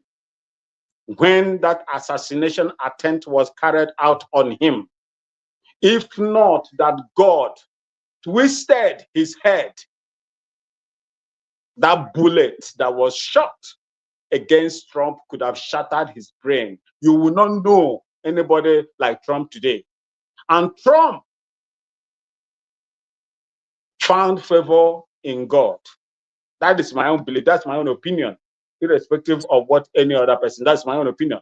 He found favor in God because he believed in the principles of nature and God. The man believes in one man and a woman, a male and a female, not a male and a male or a female and a female. The principles of God, that is what that man believes in. And that is exactly why God is keeping him. And he is going to do a lot of things. For those of you that doesn't like him, I don't care. I love him. America first, yes. Why are you in abroad? Why are you in abroad? I would have wanted Trump to deport every one of you back to Africa so that you will come back and build your own country. Were you not the same people that sold your own people to the United States, to Europe? The blood of your people that you sold, their sweat was what was used to develop those countries. And you later go there. Some of you went there. Some of you went there not as expatriate. Even expatriates, their time, they have an expired time to stay in foreign land. Some of you went on visiting visa to Nigeria. You supposed to be the first person that's supposed to be deported to Nigeria so that you will come back and build Nigeria. If Ghanaians are in the United States, I heard that about 2,000 or 3,000 Ghanaians are now put forward to be deported. Then let Trump deport every one of you. Come back home and build your home. Come back home and stop slanging. Come back home and build Africa so that Americans will queue in their embassies in Nigeria and Ghana to come to Ghana and come to Nigeria. That is all I have to say to you people. Because majority of you, I'm sorry to say this, because there are elderly people that are here watching me and listening to me. Honestly speaking, I would have loved Trump to send every one of you, including look, I will be WhatsApp because I have over 18 families, not to talk of grandchildren, cousins, nieces, and nephews that are in Norwalk, California. I will be WhatsApp. I will be WhatsApp because what is happening in Africa does not warrant any of us here to come and criticize Trump that wants America to work. He is working for America. And I love any foreign policy or any presidential fiat that he has taken. One of them, I commented on my timeline, is on space. And that is exactly what he did, to withdraw from funding World Health Organization. I said it, and he did it.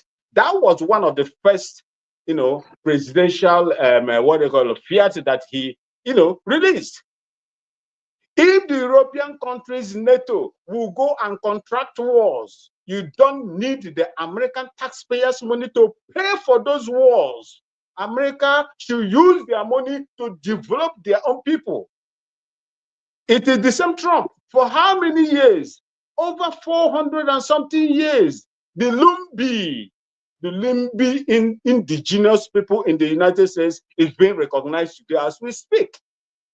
Malcolm X assassination is being reviewed. John F. Kennedy assassination is being reviewed. That is the man that I love. A man that has the capacity. He doesn't give a damn what you think about him. He will do what he wants to do. And as long as the American people have voted him to be their president, you have no right to discredit him. I yield here. Thank you so much for having me. And please, my elders that are here, don't feel too bad that I spoke the way I spoke. No, I sympathize with your comment. Actually, I'm almost not supporting my own deportation right now. The way you came across, but who's next? I think it's Man of Prestige. No, Jide. To be fair, it's Jide that came first. Jide, thank you for joining us. What do you make of what he said? One thing you have to give Trump is that he's not very deceptive, at least in terms of foreign policy. I've never known him to be duplicitous. Whatever he says is what he's going to do. That is a good sign. In the Biden people, they will tell you they are fighting for peace. They are killing you behind your back. So what do you think? Yeah, I mean, yes, you said a lot. Yeah, I think I agree to a large extent what you said. Yeah, hi everybody. Good to see everyone. Thank you for giving me the opportunity. Yeah, I greet everyone in the comment section and yeah, everyone listening. Yeah, so like, well, I've listened to everyone. It's a very complex issue. And I think to understand Trump, you need to have the controversy behind Trump. To understand Trump and Trump's politics and American politics, it requires deep understanding of politics itself. It requires deep understanding of being politically educated, geopolitically, economically, socially. Like, not everyone can come and talk about Trump. When people hear Trump, people get emotional. People express themselves, talk about some people say they love Trump. They like the idea of, him saying that he wants male and female. There are those that don't like him. They say he's racist, he's this and that, It's come from it's part of emotions and people when they talk about him. But for me, the way I see Trump, I don't think it's any different from past American presidents. If you understand the way the system really works, particularly geopolitically, I don't think it's different. Forget about what he says. Forget about all these things, all these executive orders that he's signing. He did that in the first administration. I don't think it's different from Joe Biden. I don't think it's different from the others. In terms of, I'm going somewhere now. In terms of the manifestation of America's foreign policy. That's what I mean. In terms of manifestation of America's foreign policy. The Republicans and Democrats, they are two different political parties, but they still implement the same foreign policy. I've said this over and over again. Yeah, Trump, let me start with the immigration. He said he doesn't want illegal immigration, right? He talked about the fact that he doesn't want illegal immigration. A lot of our people are even supporting Trump because they believe that Trump, he can deport our own people that are illegal and bring them back to Africa and develop Africa, right? So that was actually a very wrong analysis. That's a very distorted analysis. It's actually very superficial and very wrong. So to understand why there is illegal immigration, you need to contextualize the root cause of why there's illegal immigration. For over 200 years in the Americas, the US have implemented a manifest destiny on Latin America. It's called the Monroe Doctrine. I don't know if anyone here knows about the Monroe Doctrine, where they caused regime change in so many parts of Latin America. Latin America today, a lot of the things they did in Latin America 200 years ago is what they are still implementing in Africa today for those that are praising Trump. That policy is still in place. And it has led to a lot of widespread poverty, mass unemployment, political instability, drug cartel in Latin America. For the people in Latin America, most parts of Latin America, they are struggling to live a good life. And because of, as a result of that foreign policy, they have to migrate to the country that made such devastation to their country. You know, a lot of examples. Look at Chile, look at Cuba, look at Peru, look at what they are doing in Bolivia, look at what they are doing in Venezuela. These countries are where a lot of these migrants are coming from. Look at what they are doing in Guatemala. Nobody's talking about it. Now I said that to talk about Trump, forget all this drama going on. You need to understand the policy. He's still manifesting the policy, you know. So we need to look at the root cause. So if truly, he doesn't want immigration of people from Latin America, which is where majority. The reason I'm talking about Latin America now, because not only Latin American people are migrating from, is because majority of the immigrants, the so-called illegal immigrants, quote unquote, they are from Latin America. You understand? You have Indians too, they are coming, but majority are from Latin. That's why I'm focusing on Latin America now. So for us to even have this conversation, you have to look at the geopolitics, the corruption going on, the impunity going on in those countries. The US foreign policy is what is causing those problems. That's number one. Number two, the idea that it's transactional. Yeah, it's transactional. But how many deals did he make in his first term? He went to North Korea to make a deal with Kim Jong-un, the leader of North Korea. You won't believe that after he left, the deal was not actually, there was no agreement. There was no agreement. He made that transaction. There was no agreement. In fact, there was increase in tension after that negotiation and everything between North Korea and South Korea. Go and check it. Ukraine, the idea of Ukraine, the problem started under Obama. You won't believe that under Donald Trump, they started supplying weapons to the so-called extremists that Russia recognizes as extremists, supplying them weapons, grenades, everything they were using to commit genocide on the Eastern Russian people that are part of Ukraine. It was under Donald Trump. Forget I was saying they were calling him Russia Gates, all those drama. You guys should not fall for all these things. It's media game. It's all media game. Go and read the policy. Go and read what's going on. You know, he said he's going to take on Greenland. It is part of the policy of Joe Biden to weaken Europe, to bring Europe under the armpits of the US, right? Under Joe Biden, yeah? A lot of manufacturing industries in Western Europe are now moving to the US after the Ukraine war started, because a lot of those industries, they are not improving because of that, because a lot of their economy is tied to Russia. But due to the economic sanctions now, they now have to rely on America's oil and gas, a lot of American support and everything, financially, economically. So a lot of those industries are now moving to the US. The idea of Greenland is, and Panama Canal and all those things, is to separate Europe from China, just like they separated Europe from Russia. So this, I can't believe that we blacks were falling for the fact that a lot of these elites, particularly the white elites, they do not serve our interests. I don't understand why people are saying, some people are, like I said, it brings a lot of emotions. But these elites, they do not, even our black elites, they do not serve our interests. We need to organize as black people in our countries to kick out these parasites that are destroying our countries. That's what we should focus on. Not focus on who is better. Who is better? Which elite is better? Like Kumuyi going to pray for Donald Trump. Is Kumuyi, does he align with the people of Nigeria? Of course not. These are parasites. We need to understand class, not just race. We need to understand class, you know? So that's where I will stop for now. Thank you so much. Thank you. I have a question for the speaker. I have a question. I think Just one we need to question let for Man him. of Prestige speak, because we have to respect his Yeah. prestige. Yeah, And I understand. Uncle Prestige, let me just add this question to the last speaker, please.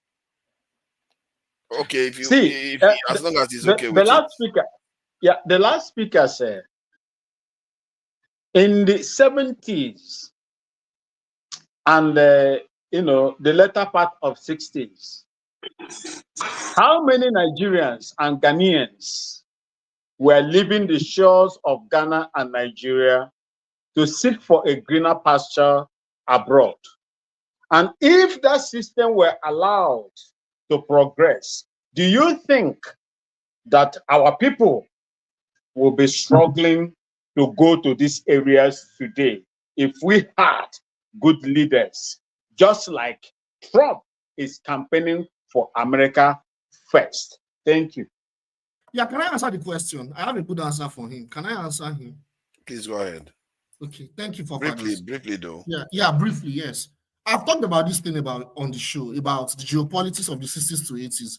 A lot of the so-called independent countries, they were going through a transition, and a lot of their former colonial, some of those colonies, they negotiated with the colonialists, like Nigeria. I'll give an example: Nigeria, for instance, even Ghana, even after they kicked down Nkrumah. What happened between the 60s and 80s? I need to put things into context. We didn't have the neoliberal policies that devastated so many of those third world economies, those colonies. What you have is that from the 80s, and it was even under a Republican, under Ronald Reagan, that was when those policies were implemented. For those that are pro-Republican, pro-Trump, it was under Ronald Reagan and Margaret Thatcher, the neoliberal policy of the structural adjustment program. It devastated a lot of those colonies. As a result of that, people were looking for opportunities outside, abroad. More people were trying to get visas to move abroad. Nigeria was a better place. In the 60s, that does not mean Nigeria was developed, but Nigeria was a better place. In the 60s to the 80s, because that was the peak of the Cold War. That was part of the peak of the Cold War. And at that time, what you had was that they allowed government regulations, public institutions that were very strong. But from the 80s downward, what you have is that there were a lot of regime change operations that were carried out in the Middle East, in Africa, including the structural adjustment program, the neoliberal policies that happened at that time. That was why a lot of people now started migrating abroad, particularly our people. That's why you see that it was under Babangida, from the start of Babangida time. I wasn't born there, but I know a little bit of this history. There was mass migration of people beginning from that time. I think under Buhari or Babangida, of people from our country, and even Ghana and so many of these countries, to the West. People from Middle East, the Arabs, a lot of them said the migration they are seeing to Europe, from Syria, from Libya, from Iraq.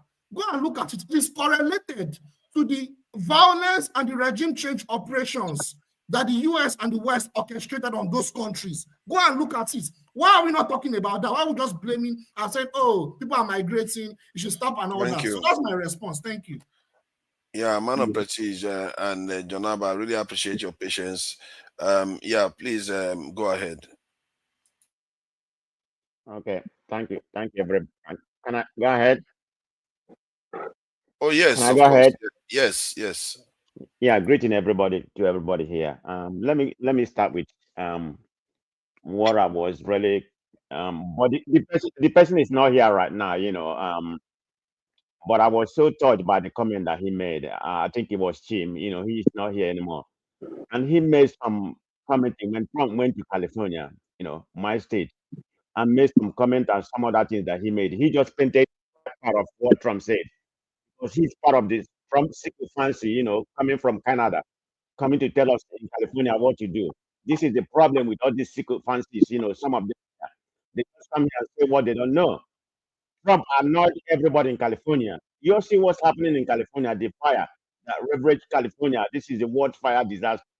He doesn't want to give, and he doesn't want California. The budget is already there.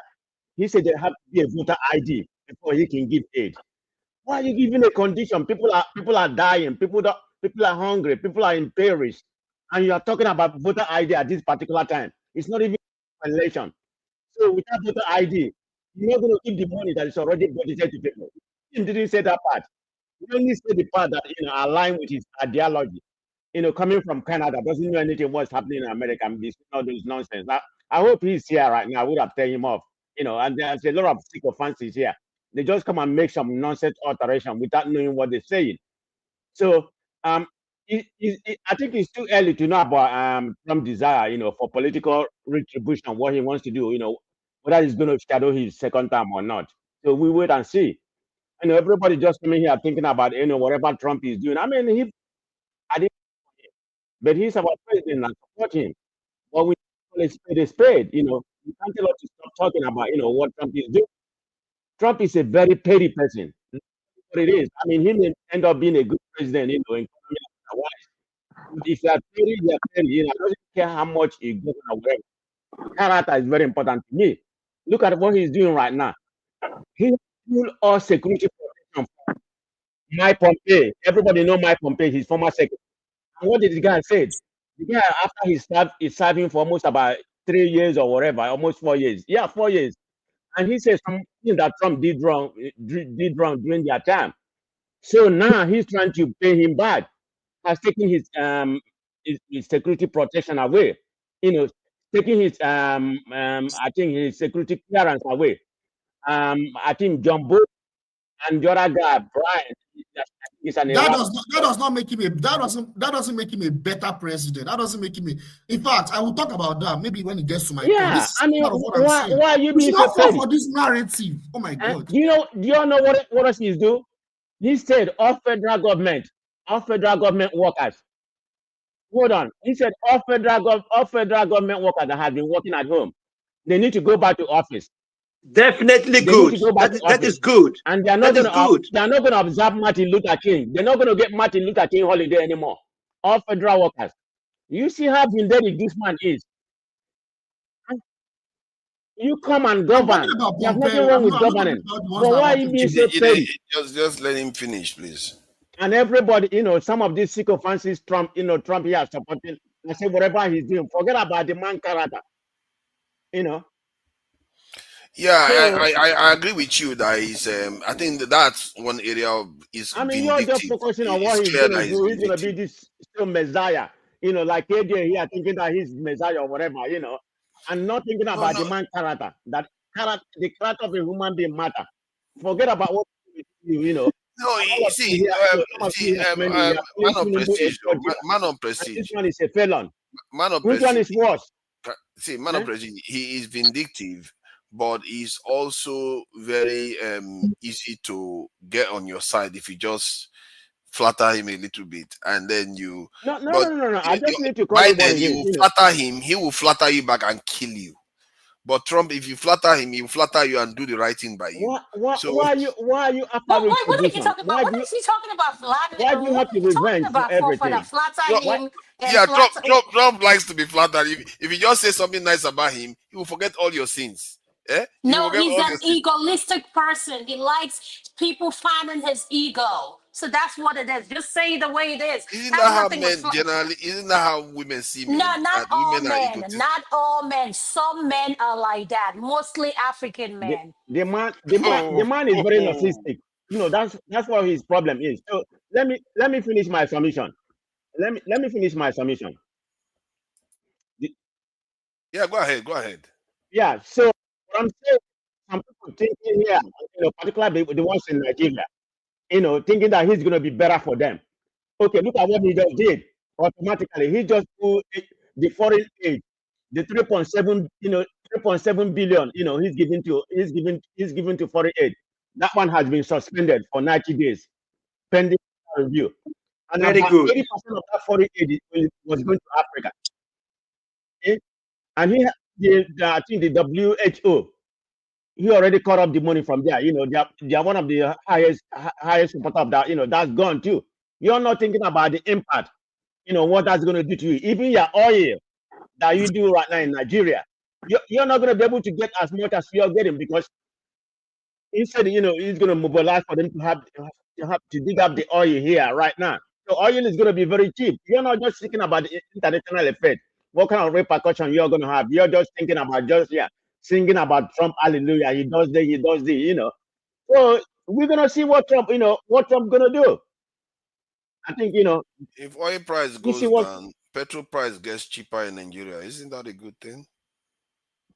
Man of how is that going prestige, to help petrol Africa? How is prices will that going get to help cheaper. Do Nigeria you know oil? how much you buy a liter of petrol in Ghana? You know how much you buy a petrol of liter in Ghana of an average worker here that earns less than $2 in a day? Oh, sir, are you in Ghana and you're telling us to go back home? Yes, of course. I'm telling you people to come back home So and why are develop you not in Africa. Nigeria? Why are you not in Nigeria? If you're But promoting Nigeria and Ghana is the same thing. The same thing that no, no, affects no, no, Nigerians no. Are you affects a Ghana as citizen? well. So Hold I on. am Where were telling you you, born? if the price of crude oil drops, it is going to benefit us because we pay a lot here for a country whose average, per day salary is less than $2. Yeah, That's Ghana not and that's not Nigeria that's also not We the very true. produce the same. so, crude so oil. That's hold on. not very true. If the It's price of oil equivalent in drops, Ghana. It will the benefit Ghana. economics is wrong. Ghana doesn't care Exactly. about. How's that gonna be? Doesn't How's sell that gonna oil. help a country like Nigeria? It doesn't help Nigeria. Nigeria is an oil How's that gonna exporter. help a country That's like? true. How's that The gonna help only a country place like That's Nigeria true. that All depend Nigeria. on oil? all the time they were taking, even when it was 110. What did they do with it? What did they do That with is it? true. That is true. The living standard in Nigeria was better when petrol was sold Forefathers, you don't want us to cobbles. talk. Yeah, sometimes people interject, so You we don't just want let us to them. talk. We These just let guys them have been all been interject. talking. John Abba hasn't spoken. I haven't spoken. All these guys have been California. speaking and speaking and speaking. Thank you. Can You I are in a finish? very Can I nice finish? state in America. California is going through a difficult time, and not only Can the I fire finish? that they have president is on the double fire. Yes, please go ahead. They have a president that don't like them. Please go ahead. I can sympathize with Californians. It's all right. Go ahead, Can I Madam finish? President. Yes, Can yes, I finish? please. Father, you're wrong Madam. for So that. You're so wrong. what I'm saying about it, what I'm saying about the oil, how it's going to affect people like country like Nigeria, Angola, because he's going to flood the market with, the crude oil will be for us, but it's not good for Nigeria. Nigeria depends on oil right now, about 90%, and I mean the little amount of money they're getting right now is going to pretty much depreciate, to a different level. So that's what you're that's what you don't understand. I'm not talking about we here. I'm talking about people in Nigeria that are thinking that Trump is Messiah is going to come and save Nigeria. That's the people, not the people here. That's what people Thank don't you. realize the effect of what he's going to do. He's going to come out. Like I said, he has established an external revenue. To collect tariff. But what are you You know what arguing that's for? Are going to you do? arguing for? Oh, no, hold on. Are you trying to argue for the Democrats here? These Democrats are totally without credibility right now. Totally. This is a guy. This is a guy that said he wasn't going to It's pardon his not son. about He went and Democrat. I'm pardoned talking his about son. from my Okay, own. then what do you want them to do? To hate Trump?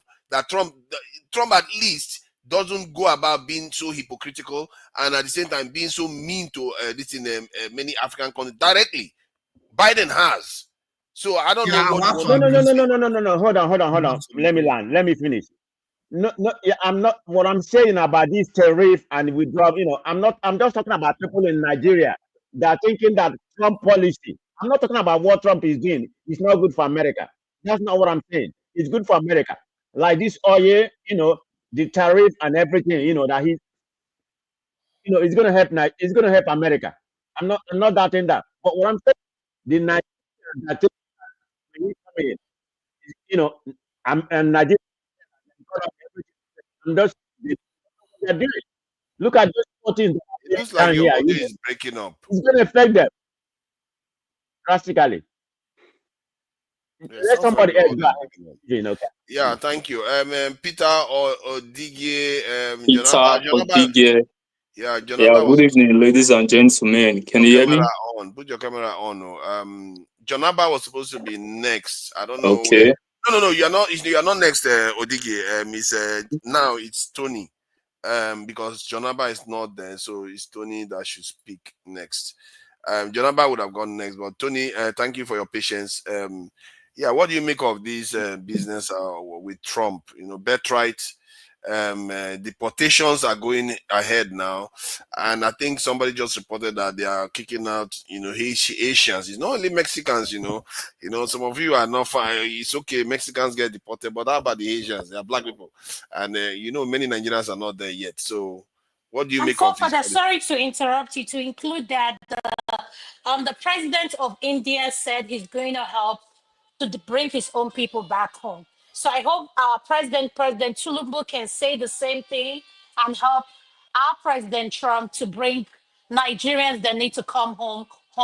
So I Yeah. hope, yes. That I, I, India, I, that, I, that I, Indian one is I, dodgy I, because India is going to send when they take 12,000 back, they will send 200,000 over, and we need to discuss about that because there's another aspect of this that is black people in America should watch out for Indians because this Ramaswamy guy is an epiphany. That's is an emblem of what is coming. They are Brahmin class in India. They look down on black people. and the way he behaves in America is something we need to watch out for. But that is another conversation. Tony, I really Yeah, appreciate you. That would And be a great conversation, forefathers. I yeah, really want to have that conversation. Adama, you said the president of Nigeria should take cue like the Indians are doing, and then make plans to deport. To get Nigerians who are staying illegally in America to come back. We had the situation in South Africa. We had it in fact, as we speak now, we're having it in Mozambique. Nigerians are being killed, their shops are being looted following the election. At the end of the day, they go and call EPIs to come and help them, and they pay him nothing. So I don't think the president is focused on that. But that said, I think what's happening today in the world is the Trump frenzy, and Trump is enjoying it because he has set in motion, a lot of discussion all surrounding him and his policy. So he's enjoying it because that's what he likes to do. He's a disruptor. So he has said that policy, and everywhere is Trump, Trump, Trump, Trump, Trump, Trump. That's what he enjoys doing. Now he has 4 years. This time he has no excuse not to perform because presidency is with the Republicans, the House, the Senate, all of them taken. So he's not going to. And then of course the Supreme Court is there. So he has everything going for him. So I'm expecting that he will not give any excuse if he fails. We're watching for the next 4 years to see what he's going to do. That said, a few things that KJ said that I actually don't agree with. One, that to do with Professor Bolaji Akinyemi. I think someone addressed it, but I just want to say that when Nigeria had Africa as the centerpiece of his foreign policy, he was not serving in government. The the Nigerian ambassador to the U.S. at the time was my late chairman, Mr. Jola Osho, Ambassador Olujimi Jola Osho. He's late now. He was the Nigerian ambassador here in the U.S. Our external minister then was General Navin Joe Garba, and he was under Murtala Mohammed, and then he didn't stay long, and Obasanjo took over.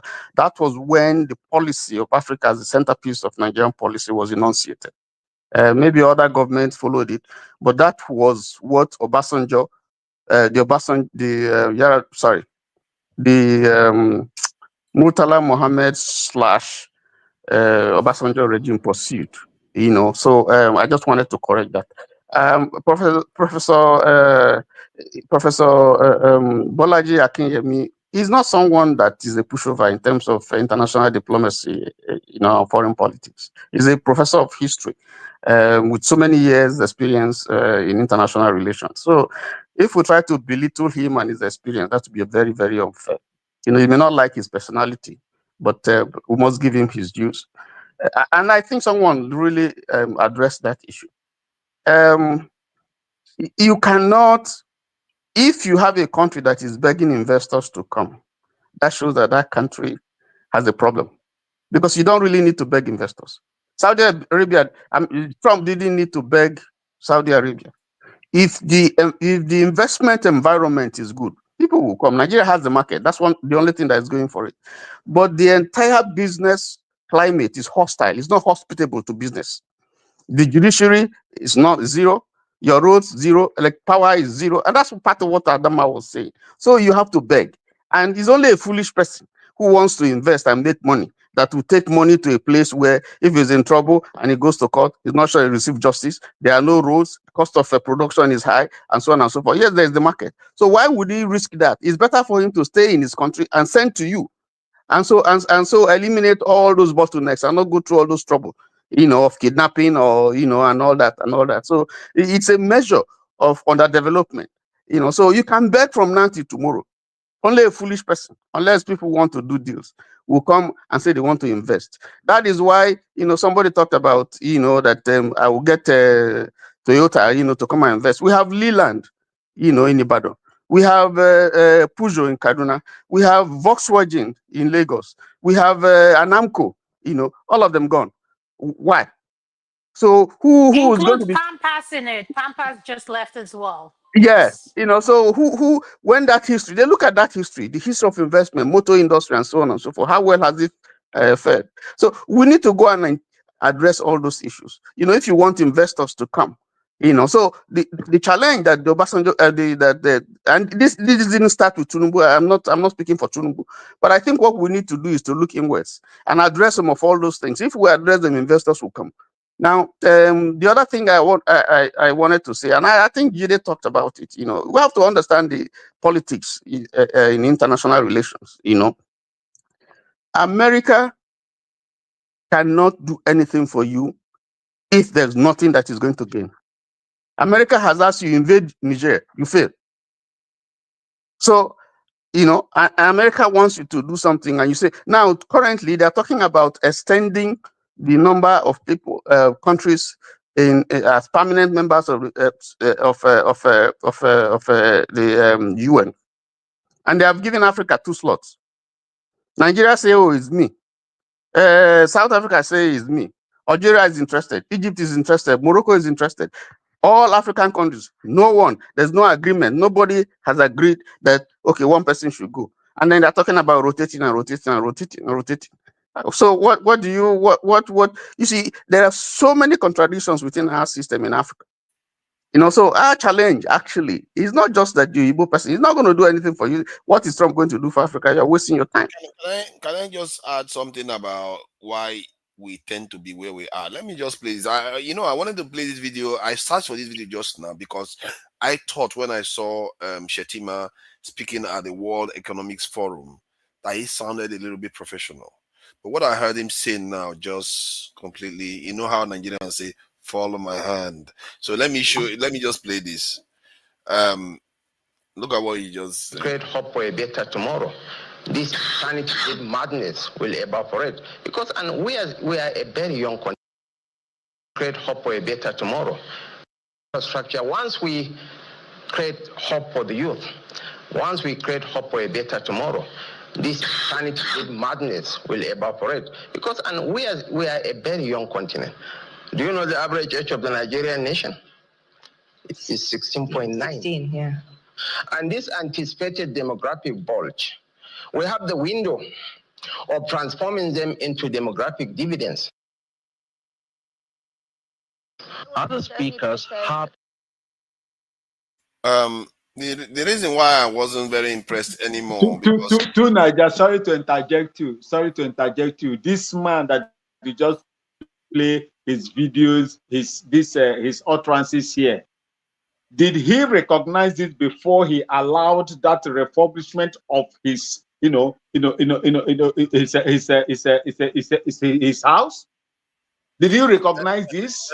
Did he recognize that our people are suffering the youth need job before he allowed that amount to be used to refurbish his house? Forefathers, I have not finished. So you just interrupted me. Yeah, I know. No, we are going to let you finish, of course. Okay. No, I just thought I should highlight that because you are experiencing some frustrations, and you can see the people that are representing us. The way they are not. It's like saying, okay, we are the youngest continent because we have youth, and we have to stop the madness. You are coming across as if you are not even organized at all.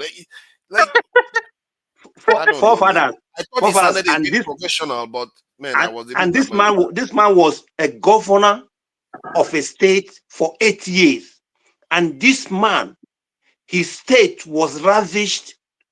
Borno State was ravished under him, and this is what this man is talking in Switzerland. Brother Tony, please, 1 minute. We don't have the market in Nigeria. Population does not make you, a viable economy. How many people can afford $5 wristwatch in Nigeria today? There is no market because we are too poor. No, no, Thank you. there's market. There's There's market. a lot of mobile iPhones in Nigeria. All those There, latest. There is no how there's many market. people? Purchasing power is a different thing. That's There's what I'm market. saying. Purchasing market. That's the market. How many No, no, people? no. That's the market. You can Purchasing market power. virtually. You can market virtually anything in Nigeria. Yeah, You but can how many people sell are going to anything. have? You Sir, can how sell many people are going sand. to afford it? How many You can people? you can sell No, a fuel that lot. is I rotten, agree. I that agree is with low Tony on quality. that. I've seen somebody, man, Nigerians. You have to give it to them. They are consumers.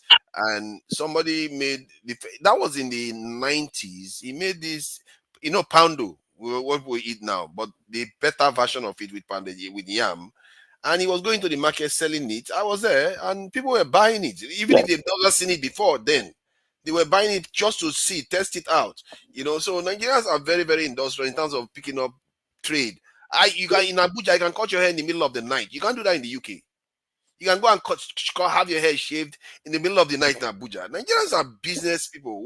If you give them the opportunity, it's just being stifled because of this kind of leadership. Really, that's the problem. Yes, Tony, please round up. Sorry, I must say good night, my brothers and my sister. Please, good night from here. Thank you. Richards, thank you. I really appreciate it from Germany. Thank you for joining us.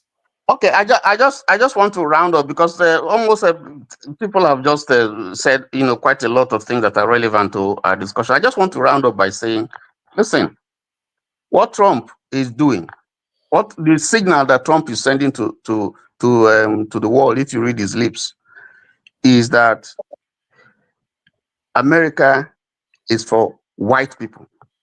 I want to be as blunt as that.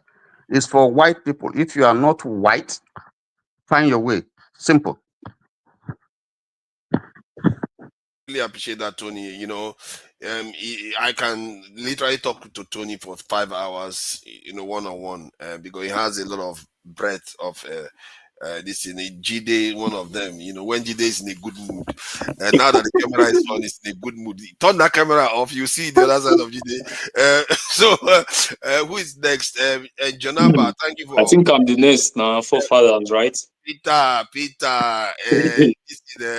almost forgot everything I have to say, really. I I'm have to sorry. be I'm patient sorry with me about that. first. I'm sorry about that. This we tend to take a lot of time to allow people to say what they want to say. So I'm sorry about that. But Jonaba was first. So let's just have him have his say. Then you round up. Probably because there's another show coming up. I think if I'm not mistaken, he's back on now. Adama, the next show is back on.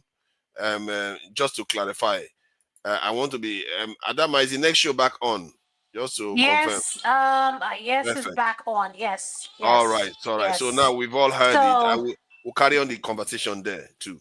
They normally carry on, thank so you. I don't think it's going to end. All right, thank you.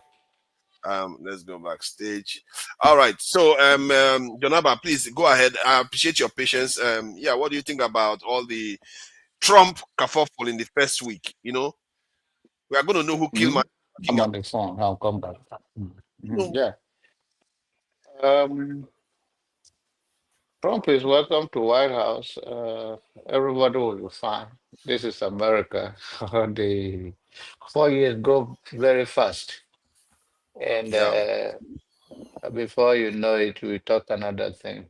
The panicking and all of that, maybe because of my age. I've gone through all those things before, so it's not a big deal. Soldier go, soldier come. Uh, America is a nation of immigrants, so I don't know the issue of my brother in farm in Ghana say we should come back. You are going to be there by yourself for a long time. Not coming. If it was good, I John wouldn't Abba, have left. I beg you, I dey beg you, John Abba. Okay. Yeah, you know. Trump could So, run for a third time if he chooses to. The only thing that is stopping him now, they said Obama is there. So if he tries to run for third time, Obama will run. So that otherwise he may have, they said that if they want to pass a law to make him run a third time, they have to exclude Obama from it. Otherwise, it's going to be a problem. So that is it. That's what they are afraid of. So please go ahead. so it's interesting and oh, what changes? So if anybody want to claim the ownership of America should be the Indians. So apart from that, we are all immigrants, including his own wife. So it's not a big deal. He's just trying to fulfill his campaign promise that he make attempt. The issue of childbirth is not going to go anywhere. They're going to, it's not by executive order. All of those are the hard. The deportation going on, he's going to do it. It's going to stop. The economic of this country depend on those people. This is all we are saying is a propaganda to show on TV, on all of that. So to throw the red meat to his people, that I promise you I've tried my best. Trump will understand more than what you know. So all of this is just talking to his base. And at the end of the day, America will continue. Do you know the farm here? Who are those? Who is doing the road construction, the building, the roofing? All of that is in the back of the immigrants. So if we try more than what is supposed to do, you will know what it means to have them here. Go to the hospital, you see them in their 50s, you see them how they have fall from roof, they have used so many things to walk. And the issue is that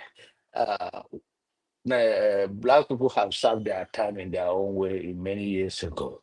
So they are now looking back. But if AI will take over, we are here to control it. But apart from that, there's nothing going to change on Trump policy that is going to affect anybody that much.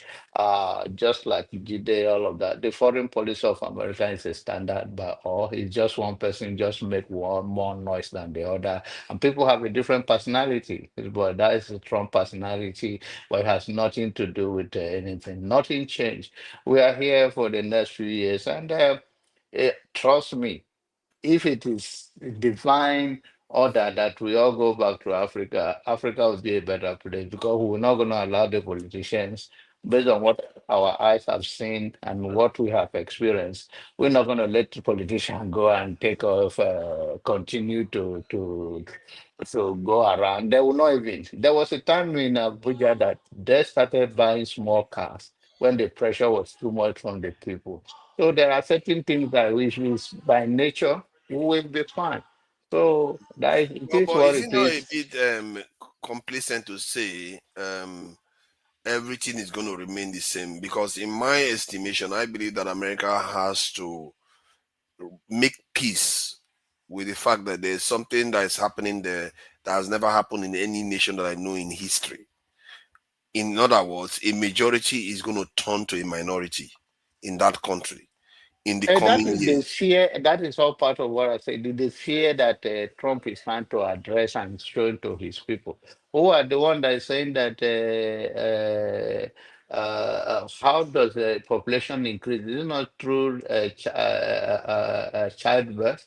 Mm. So if people refuse to give birth and now one is straight, one is this, one is that, and they fear panicking, are they going to stop Spanish from having baby? Are they going to stop African from having baby? They should talk to their own people who are the one that are saying dogs should have right to have everything and all of that. They should go and talk to their people. But I think because they are saying that they have 1 million in that country that they are looking to deport, that they've already decided their case. If he succeeds in deporting those people, I think many One of million those is nothing. fears It's nothing compared to they, it's they could go nothing. on The to have 1 million children. people are discapitated, 1 million that are contributing nothing to the economy that they have been hiding. Anybody contributing to anything, they're not going to let go. Look, watch this for the watch this for the next 4 weeks. We'll talk Okay, differently. yeah, If you okay. were up every day now, Trump era, you'll be watching TV. He can stay in his toilet and tweet anything. So that everybody should just fasten their belt and hear what they want to hear. So it's not a big deal. We are Yeah. here. Okay, I think it will be interesting to watch that happen. Yeah, Peter Odige, thank Yeah, you good evening. for joining us. I'm not sure I've had you here before, so I really appreciate you if you're a first timer here. Yeah, this is my first time joining the panel, but I'll be following Dr. Damages like, I don't know, 3-4 years thereabouts. So, yeah. So I will come in this way though, because at a point I have to switch to Pidgin English because I felt that even this English is one of the big problem why we're in this mess today. Okay, sometimes I find it very disgusting when people are saying that in this our country, I don't want to talk about the international politics, no, but I want to focus on where we are coming from as Nigerians. Sometimes I find it very disgusting when people are saying that we need prayers. This thing that is happening to us as Nigerians or Nigeria at large, like now prayer now we need, or is it spiritual problem, or na juju the warriors? There is nothing like that. We are the problems. I heard when Big Brother was saying, applauding Martin Luther King of the blessed memory. That man was a civilian, you know, who fought for emancipation so that the people can rekindle what they have lost so far so good. Even if they can't accomplish it 100%, but at least he made an attempt. So the thing is that until we start to accept the fact that we are like a client to our leaders, this is who we are to them. So we'll be like their MAGA. It's like when the Yahoo boy catch the MAGA, he will bleed that MAGA till, if possible, the MAGA will embrace this our ancestors. So these are the kind of people we are to our leaders. You know, we are loyal to them. You know, especially, for example, as a black man, when black man don't get money, at that time you can start to dey fear. At that time you go know say one go buy bulletproof car. At that time you go know say one dey carry security, dey follow body. Then you don't care to fight for a country anymore. Okay, we see it as a normal thing, like we are going to the Western world, we are going to the diaspora, you know, for greener pastures like that. But those people in the diaspora, those Oyibo people, they don't sound like normal thing to come Africa. Say they want to relax for Africa. They are not seeing it like normal thing. If they must come there, it is either maybe they are delegated for a special assignment, you know, for business or for any work at all. And if they come there to that company, you don't do that company for the past 20, 25 years. Now that new white man with they carry come, now you can be your guy for there. So you could check them in that area. Because for me, I start to think about, okay, all time we are coming online, you know, we speak big grammar, we speak big English, you know, all these are just online. The main work is offline. For example, now, if you see some of these people who agitated online, you know, like, for example, our beloved brother who is still in the custody of the Nigeria prisons or wherever, in the person of Nnamdi Kanu. You see most of all these words when they talk online, they malign Nigeria, they call Nigeria names, they give her names. For reality now, he cannot repeat those statements that he was making before. So are you not a bold person? Is it just to rant online? For example, look at this person like very dark man. He's there in the country. He's not talking from Canada or from America. Sometimes, you know, he engaged some public office holders. He called them out and they will address that issue under 1 week. So when people are coming in this form, in this like mind of, so okay, we dey our country, instead of our country, we dey make that mouth. Because these same people, they are seeing it on social media. They would laugh us. They will say, no wonder Buhari said lazy youth. Because sometimes we just think because Buhari said lazy youth, therefore, maybe he's referring to the areas of we are lazy people, we can't walk, we are sitting at home, we are eating. No, not in that form. If they tell us, say, una blind, now not the see wetin dey happen for this country. I overheard like 2016 thereabout, the price of fuel per liter was under 100 naira or thereabout. But how much is it today? So Nigerians just feel comfortable, they are in love with it, you know, because a slave master will never allow his slave to be free anytime, any day.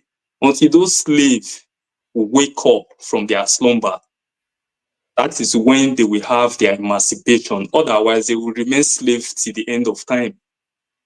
So to us now, we are like slaves to our leaders. That is just the facts. We don't need to go and speak And let me say grammars. this before I let this go. I just want to add something to what you just said, and we're going to Okay. be rounding up soon. So about I just saw a program, and I think I don't. You don't have nobody has to see it. The name is Primeval. It's regarding the American earlier this arrivals from Europe. All those people that came from Europe and they were destroying and killing, a lot of killing going on, wild west. So there was this interaction between native Indians, two native Indian. One group had just collaborated with the white people to kill white people. Then another group came along and said, "What did you just do?" He said, "Oh, we just had to do some work with a white people, and we got some white women as some kind of, their prize that they gave to us." They says, "So you are doing their bidding while they hide behind you and get stronger." You see, so and because of that, that guy went after these red Indians and destroyed all of them. So it tells you that what our leaders are doing, they are the ones we are seeing. They are doing the bidding of others while those people get stronger. And this is what I've been complaining about, that they are getting stronger while we just are living like animals. Trump was bragging this week about investing $500 billion into AI alone. $500 billion. While we are making do, the entire country of 200 and something million with $28 billion. This is what is happening to us, and that gives me sleepless nights. But please go ahead. See, the thing is that nobody will come and see us through. It's still we who is going to free ourselves from that shackles where we find ourselves. Whilst I was growing on as a child, I used to see some of my uncles then. I used to ask them questions. It's not that I was willing to ask them questions, but that really prompted me to ask them questions like, wow, uncle, this country, now so it be.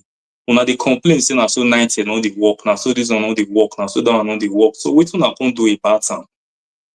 Una just relax, So I was blaming my parents sometimes then.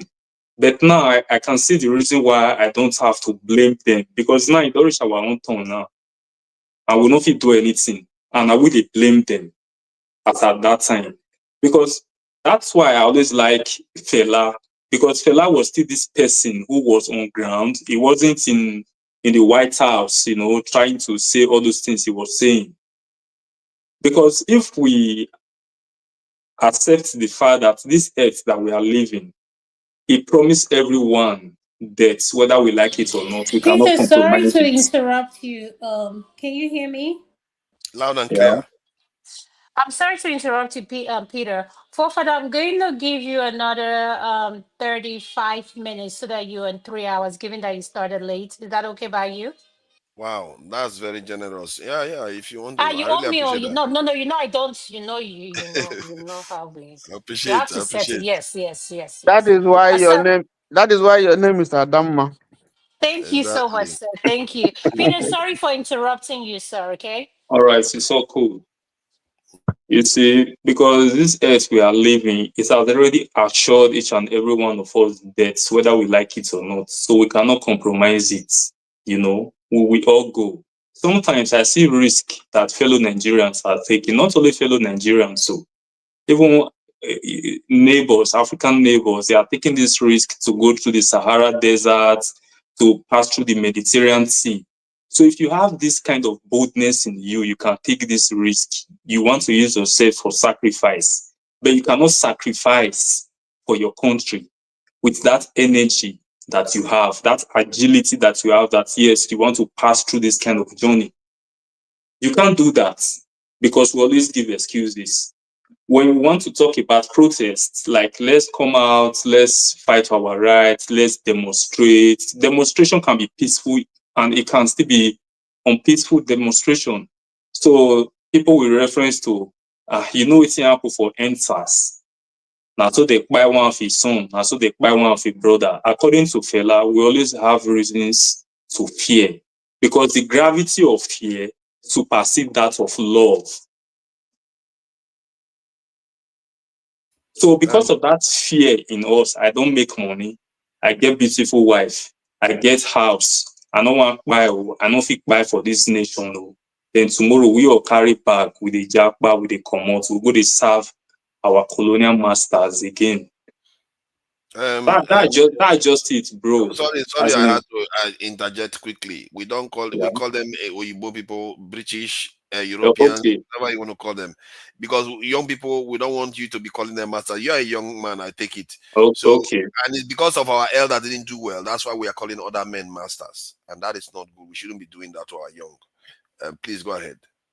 Okay. So for me, like, I feel so ashamed to mention some certain things like what my country is facing. I feel so ashamed to have this kind of discussion with the Oyibo people, because sometimes they just want to see you to see what you have to say about your own country. But those people at the same time, they are not blind, but they are looking for additional information from you because they believe you came from there. So right now they see you as a right source of getting that information. I think, and it really makes me feel so ashamed, seeing things like this, like nobody even care, everybody just care for their own pockets. And some people were there, even at the national body, even a leader for that matter, saying, okay, you people can go and protest while we are going home and enjoy. What does that tell you? It means that we be their maga, we be their clients now. So now clients you go address like that, where say you go fit condition am, will get choice that will dance to the tune. Then tomorrow now we will say we'll be giants of Africa. In what terms are we the giants of Africa? Say we don't fit fight for our land. Yeah, it's sad, isn't it? But maybe Trump will help us wake up. I like him because he doesn't hide his disdain for losers. If we are losing, he's going to let you remember it. Forefathers, you don't have $1 trillion to give to Trump. So he's a transactional man. You don't have nothing to, unless you want to give him oil, and then I like what your Weebon said. He should try to deport all of us. Nigerians are going to be clawing. They don't want they're going to be holding on as much as they. I think what he's doing is forcing people to go and do your own thing. And there's something about Republicans that tend to do that. They tend to want to protect what they have and push everybody else away. Yeah. See, no matter like it or hate it, Trump is telling Africans, go and get a canoe, get net, get hooks, and get the bait and fish for yourselves. That is exactly what this man is saying. We cannot see, let them just open 1 month free visa from Ghana to America. You won't see anybody in Ghana. I thought you would not see anybody in Ghana. Look at when Ukraine were requesting for people to come and fight for them freely. This is not slavery. Our people in Abuja, trooped in Abuja, Ukraine embassy, asking to go and die in that conventional war. Conventional war. There are about 4 or 5 of them in Ghana that went there. One is crying today, asking for Ghanaian government to bring them back. This is what is going on. Trump is telling you, build your own country. Make your own country like America, so that other European countries will come in and queue for your visa, Ghanaian visa, to come. And as you can see, I don't know whether you have seen the video that is going around. Foreigners, white people, over 170 of them coming to Ghana to obtain Ghana citizenship, and they are happy about it. You understand? That is what is happening now. Some of them are relocating. Even Rita Marley, the wife of late Bob Marley, has a very big house in a place they call Eburi, Akusombo, right? Yeah, Eburi side in Eastern region. And she is living comfortably in that very place, light and water, everything. That is what Nigeria has failed to give to their citizens. Look, let me tell you. What you said it makes what you said it makes sense, but I'm concerned because don't you think that those people that are coming from overseas, from foreign countries, they could be potential agents that could threaten national security? Is that what you want to think about? No. See, here, there is nobody in Ghana that is not biometrically verified. My ID card that I'm Sorry, sir. using is Father, please put me backstage first. okay. Thank you, Uncle. See, everybody in Ghana is biometrically verified. See, no, what I'm some saying, places around my area here. What I'm See, saying, some places around, some places. I'm an offskirt of Tema, Greater Accra Region, Tema. It's an estate. It's just an estate. There is no place within this. If you go outside there, you see cameras over there. You see CCTVs that's monitoring everybody that is going on. What is going on here? When you come here, what I'm saying, that's not the kind of security I'm talking about. Like people that could be coming from other countries, they are actually serving as agents of those countries' institutions and coming to spy your government affairs. That's the kind of security I'm talking about. No, if they see, they don't announce it. I was a former military officer and I work in the intelligence department as well, and an infantry soldier. See, they don't announce them. Anybody that is coming here, you will be monitored. You see, majority of us are monitored. And once it's triggered, whenever they give you entrance visa to enter into Ghana, your fingerprint and everything is taken.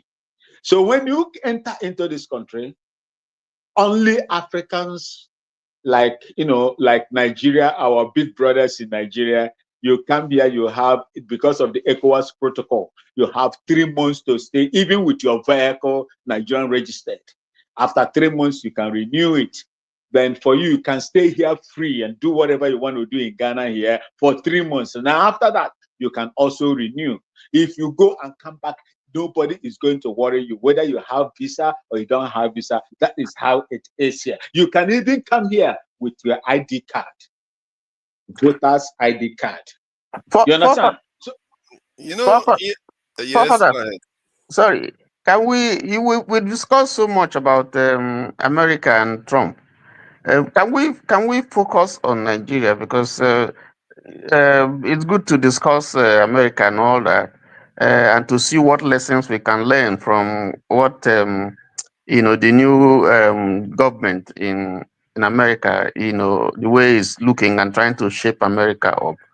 Is there any implication for us here in Nigeria? Is there something that leadership can learn? Is there how does all these things that are happening impact our own way of governance and help us to project forward and for our country? Yeah. Okay, we can do that. We can talk about this in the Nigerian this in issues, but I wanted to highlight this comment that was raised by Fumi O about teaching children about history. I think I agree with that. You teach children about history. You can even tell them that once upon a time, our people were calling these people colonial masters. But to use it as an active term that used to refer to them today is what I'm saying, that we shouldn't be doing that, because you are giving the impression that you are calling on another woman's husband master, a man, and a totally different kind of people masters. You are putting in the psyche of your own young ones that somehow they are less than. You see what I mean? So that kind of you shouldn't use it in an active way. You use it in a historical way. If you want to reference that, okay, we used to even call them masters. Can you even imagine? We used to do that before. That is true, but you shouldn't just be using it in an active way, like as a language, like without even knowing the implications. The moment you put masters, master under any other person's a group, especially another group, not even your own people. Another group, just like you, we ascribe Christ and God heavenly stuff to other group again. We've completely eviscerated what it is to be us. Yes, yes, I agree. I agree. You know that. But you know, forefathers, that's a solid point because if you look again, I keep talking about the historiography of Africa. If you begin to somebody somewhere in this platform some time ago talked about Professor Ali Mazrui, you know, and his vision for Africa. He was someone just like Professor Lumumba who was Africa focused, and he was trying to get us off this thinking, this colonial mentality, this thought that they are always better. For some people, it's difficult for you to let them know that this we have school with these people, we work with these people. You know, given the same environment, we beat them hands down. I mean, and I'm not kidding because Yeah. I work in the university and I see these things happen. So we that understanding must be, because somehow it diminishes you when they begin to tell you, the reason why you can't reason or you are not creative is because you are black. It's crazy. There's no correlation. It diminishes you and it makes you feel, and somehow we internalize that and we carry it on and on and on. But I said no, it's not true. Because it has nothing to do, the level of someone's intelligence, that has nothing to do with the color, with his color. No, that's not true. And we have demonstrated, in various spheres of national life, locally and internationally, that we have capacity and ability to create and to be ingenious. But our history is not being told, because the dominant communication, the dominant media that you have is CNN and all those, and they don't focus on, they don't see something good. It's still a dark continent. It's still a third world. It's still if they are kind to you, they say developing world. But most of the time they say you are a third world. And first of all, we have to refuse to believe that we're a third world, no matter the level of our development. We need to accept that there are certain things here ingrained, basic in our environment, that is much better than what is over there. And then we must begin to highlight those things. I was listening to Chimamanda, and there's a clip, that is going on. I posted it on my Facebook, and he was saying, somebody, when she came in newly, and someone, oh, you don't even speak like an African. You have an American accent, and she was happy. She thought it was compliment. But later she started growing, saying, no, it's an insult to me, it's not compliment. I'm an African person. So until we begin to have that realization, that listen, no matter how bad we are, we have the capacity to rise beyond, above what we are now. Because we have seen nations that have gone very low do it. So it's possible. So, and that's the first motivating thing that we need, because if inside you don't have hope, you can't motivate, you don't have the drive to But that is part of the issue. No, also like now we have a Nigerian movie industry that can technically tell our own tales, and okay, they do. I think I remember they do something regarding Shango, Ogun, and all those things, and I think more of that needs to be done. Like there's other groups that have done great things in the Nigerian context that are not highlighted at all, like the knock culture that nobody tries to tap into. There are a lot of empires have existed in the there's Nigerian Buku, there's there's Buku, there's Igbo, yeah, Ife, all there's those, Bronze, Vinny Bronze. and this stuff goes back thousands of years. Yes. I And think that movie they industry that don't we're highlight talking it at all. about, the Zionist movement in Nigeria is what has destroyed a lot of people. They are thinking. When I was very young, let me just give you a little bit of an example of my personal life. When I was around 8 years old, there was all these movies. So it's like English movie, but it's not really a mainstream English and Nigerian movie, but it's all those Christian-like movie where I think they call it Zionist whatever, Sha. I can't remember, but it's a Christian movie from all those Zionist churches in Nigeria. Those movies actually destroy our image, our culture. What they do is those movies, they are horrific. They demonize African gods, African culture as evil, as demonic, and these things, we were raised with it, Yeah. and as Jesus Christ, as the Lord and Savior with white, as the angelic Lord and Savior. So those movies I used to watch growing up, but I was always scared because I was always like worried that that means this thing is evil, is bad, But as I grew older, due to my educational exposure and other things like that, I started to outgrow that thinking. But millions of Nigerians have that mentality because they grew up with this thinking, with this exposure. Talking about the movie industry, that movie industry is very critical.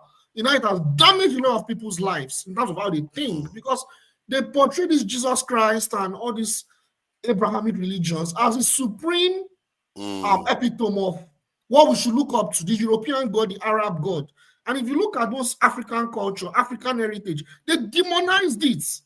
They demonized it. And we grew up with, when I was very young, I grew up watching all those things. I couldn't sleep at night. I was always scared thinking about African culture. And I'm glad now I've grown away from all those things. But what I'm saying is, a lot of these things, we shouldn't take it lightly. What Tony said, I think what you just said now, about the movie industry is very critical. Yoruba movies, to be fair, this is not because I'm Yoruba. I think it has done a little bit to improve, like growing up, like where they show movies about African culture, the history of Shango, all those things. They've been able to, they try their best. But I think it's not enough because what has dominated our mainstream are the images, because image is very important. Narrative is very important. The message something is passing across is very important. To distort our identity, our culture, and what we are about. So I think those things are very powerful. I will stop there. But fathers, let me tell you a story. Very, very a story that touched me. This is a friend of mine. He was a business partner. From the north. And he was telling me a story that his grandmother liked him of all his siblings. She had a liking for him, and this was one woman who was very knowledgeable in herbs. And he kept calling him, come, let me teach you this thing about herbs. Let me teach you, the ones that are medicinal, how to use it, when to use it. He was running away because he has this feeling that, it's devilish. He's a Muslim, though. He's no, the old people's thing. He kept running away. And then the woman is dead. And somehow, as we started doing this... Tony, sorry to interject. Say in Hausa, they call him Boka, and anything Boka is evil. Okay, you see? So now, after a while, we went our various ways. We didn't quarrel, but he had to relocate to the north. And so he started trying to see what he can do. Because let me leave that aspect of my business, what we're doing. You don't want to know what we're doing, but it's something that we hide away because it has to do with security. Actually, it was high level security, high tech. Anyway, so then he couldn't do it because he didn't have the knowledge. I was the one, but he had the connection. So he wanted to find something doing. And then he just remembered that, listen, my grandmother has been teaching me this. I picked a few things, and then he went into it. He had to go back home, and then he still has some people who he knows, elders who he knows, who were coming to see the grandmother, and they know, a little bit of this stuff, and they started teaching him. That guy is in Abuja now. He has a lab. And when I say lab, this modern lab. But what he does, that he uses herbs to treat. He treats cancer. He treats pain. He treats every time he speaks to me, he says he's regretting that if he had known, he would have listened to her grandmother.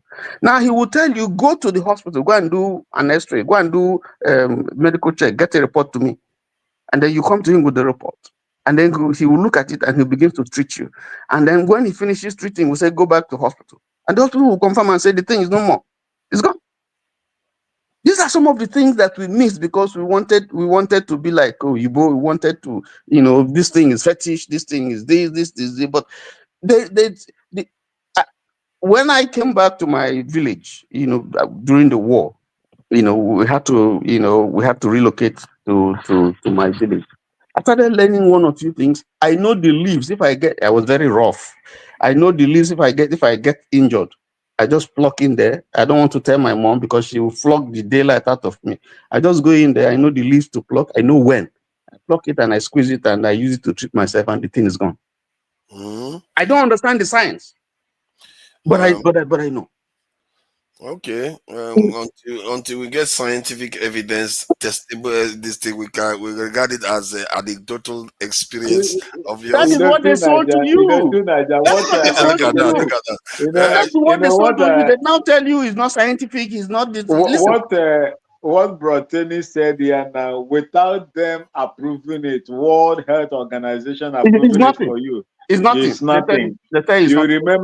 remember the Ebola, yes. Madagascar, when someone brought an extract of bitter kola that was used to cure Ebola in Nigeria, it was not approved simply because it was not approved by the World Health Organization.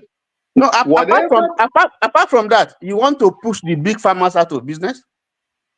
Who are you to push the big farmers out of business? Yeah, exactly. Because these people, see, during Kufo, but we don't have any evidence that that's what happened, though. Bitter kola. You see, to Niger, during that thing. How were they surviving all these years?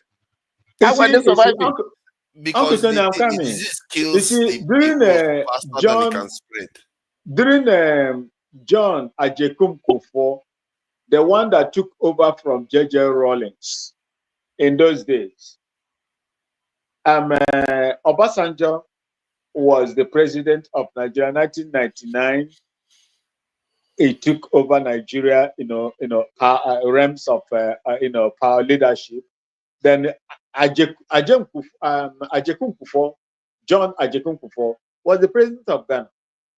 When he came to Ghana to visit, because Ghana was spending a lot of money from buying poultry products in Ghana, then Ghana he advised Kufo to spend money to introduce and establish poultry farms that can produce this product so that hundreds of millions of dollars will not be used on monthly basis to import these poultry products abroad. The man wanted to do it because he was under IMF. The Netherlands refused him to do it. The same thing they did to our company here, they call Vaco. Vaco, one of the biggest aluminium smelting company in the world. Just you can Google it. Vaco. Kwame Nkrumah sack Kaisers that build it and send them out that Ghanaians can manage it. They ban it. We cannot even export aluminium products to the outside world. Rather, they were coming to Ghana to recruit people that are working at that Vaco smelting company in Tema here, Tema, Greater Accra region, to go and work in Katalu. Qatar Aluminium Smelting Company. They were coming to Ghana to recruit people to take them. My uncle was working there as the chief security officer. If not that age caught up with him, he could have also gone to Qatar to go and work in Katalu. These are some of the things, the policies that they use to bring us down, to bring everything that is Africa in addition, down. It's very sad. In addition, I will give an example. Honestly, in Nigeria, it's very sad. If you look at what's in Nigeria, I don't know, you guys probably know, I mean, all of you are probably older than me, right? It's like Ajaokuta Steel Mill. Ajaokuta Steel Mill, if you look at the story of the Ajaokuta Steel Mill, it's just an example of what Mr. Awimbu just mentioned. If you look at what happened, actually, the Russians were actually going to come in the 80s to transfer the technology of how we can actually harness our resources to generate steel. I mean, if you want to industrialize, you need steel.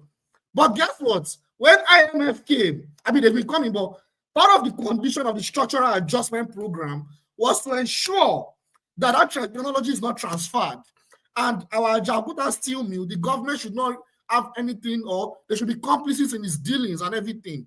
That's why up till now, that company is still very useless and redundant.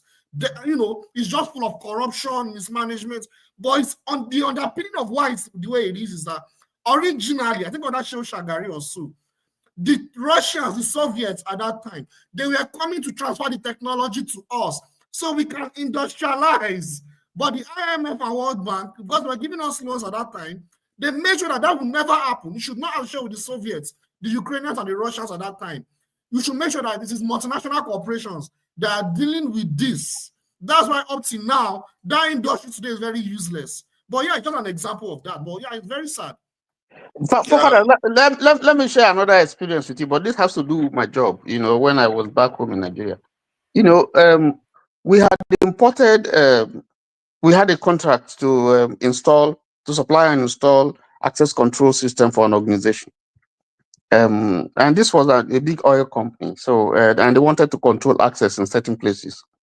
So we had done the design, and then we got the equipment imported. And then we found out that there was maybe some defect in the design for the system that we wanted. The client said, "Listen, I want this door to be opening in two ways. The people inside should be able to open, and the people coming in should be able to open. So it is supposed to be a dual opening system, for some doors." So we called the manufacturers and said, "Listen, we have a problem. This thing opens one way. So we wanted a system that can open the door from either side. But this thing cannot do it." They said we should return it back. We should return the stuff back. And we looked at the time, look at the duration for which we're supposed to finish the contract. And then we just called one or two of our engineers who are handsome people. They didn't have a degree. These are people who are experienced. We just called him and said, "Look at this thing, look at this. It's a simple thing." He took that equipment and restructured it, re-engineered it so that it can now open in two ways. So we called them. I called the manufacturer and said, "We are not going to return it. We have improved on the design, on the system, and now it can open on two ways." They say it's a lie, it's not possible. They say it's not possible. That we should send what we did to them. And then we did the design, and we took one of the equipment, we will send it to them. They said we should send that person to them. We should send, they will pay. They will all the keep person him. That sense is gone. Oh, that is gone. They will keep him. They will steal it from you. That's what they do. So I say this to say that, our development as a country, depends on us. That's what I'm trying to say. Because they are not there. You have to steal the technology. Nobody's going to transfer anything to you. You have to steal it. You have here where I work. If you see the amount of Asians, a lot of them from China, who are coming in to school here. In my school, I don't know about some other schools.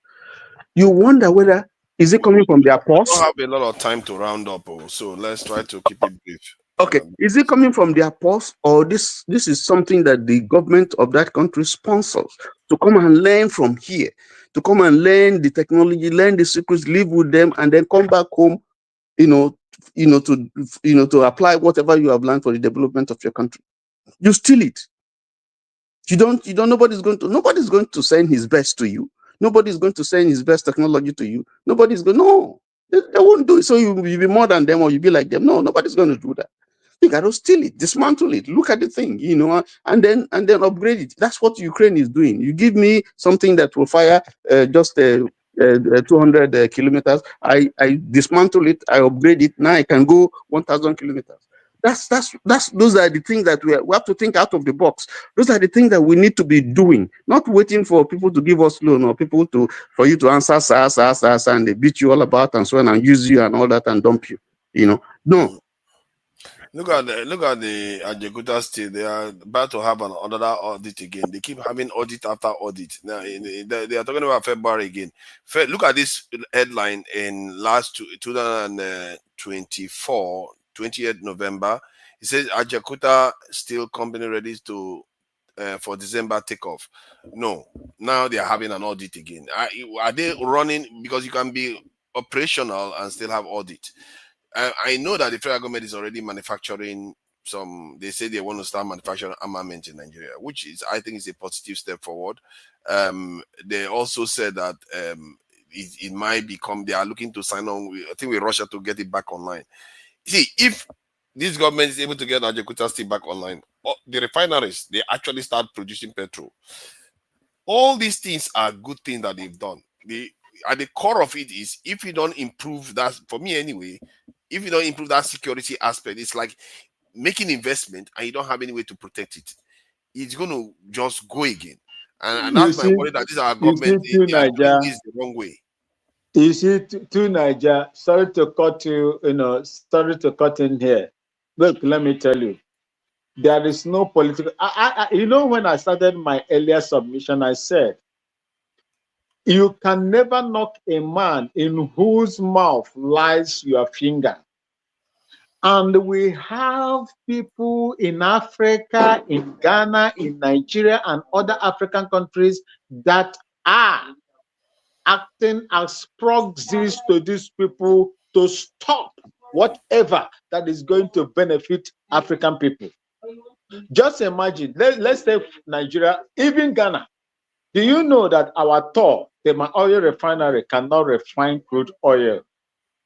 Tema oil refinery that was built by Kwame Nkrumah that can refine up to 45 to 60 something thousand barrels of crude oil a day. Do you know that we are importing finished products today? The same thing that is happening to Nigeria. Why is it that if upon all the monies that they have used in these, establishments are not yielding, fruits? Why? Because there are people in Nigeria during Bola Ige. Do you know the reason why Bola Ige died? Nobody knows. Nobody knows why Bola Ige died. Bola Ige, supposing they gave him all the things that he's supposed to use, that man could have restructured the energy sector in Nigeria. As at that time, no Nigeria will, unless you want to leave Nigeria, because you have energy, that you have electricity that you are going to, use to manipulate your things with. Yeah, thank you. Upon all the money that they spend there, they could Yeah. not do anything till today. Nigeria We don't has have a never lot of time seen. left. And as you see, the what do they call it? The noise pollution in Nigeria that is going on daily basis. That alone will affect the health, conditions of Nigerians. Noise pollution and the emission of carbon dioxide into the system. That is what Nigerians are inhaling on daily basis. Just imagine, to Nigeria, you have 25 apartments. You build 25 apartments. Do you know every 7 o'clock when they return from work, this 25 apartment will light up or on their gen set? How will you hear? Do you know the amount of carbon dioxide that is going to be emitted within these 25 apartments? That is the problem of Nigeria. And these people doesn't want it to work. So that you will continue to buy genset, buy spare parts for all those things. So you see, the problem is in us.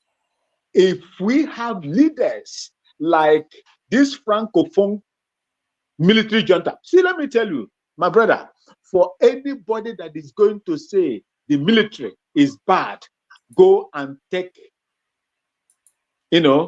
knowledge, take reasons from Singapore or Malaysia. I think either Malaysia or Singapore, Megawati of Singapore or Malaysia. Even South Korea was once under military. Okay. Then look at what Burkina Faso just paid their national debt, $4.8 billion. This is military without no foreign aid.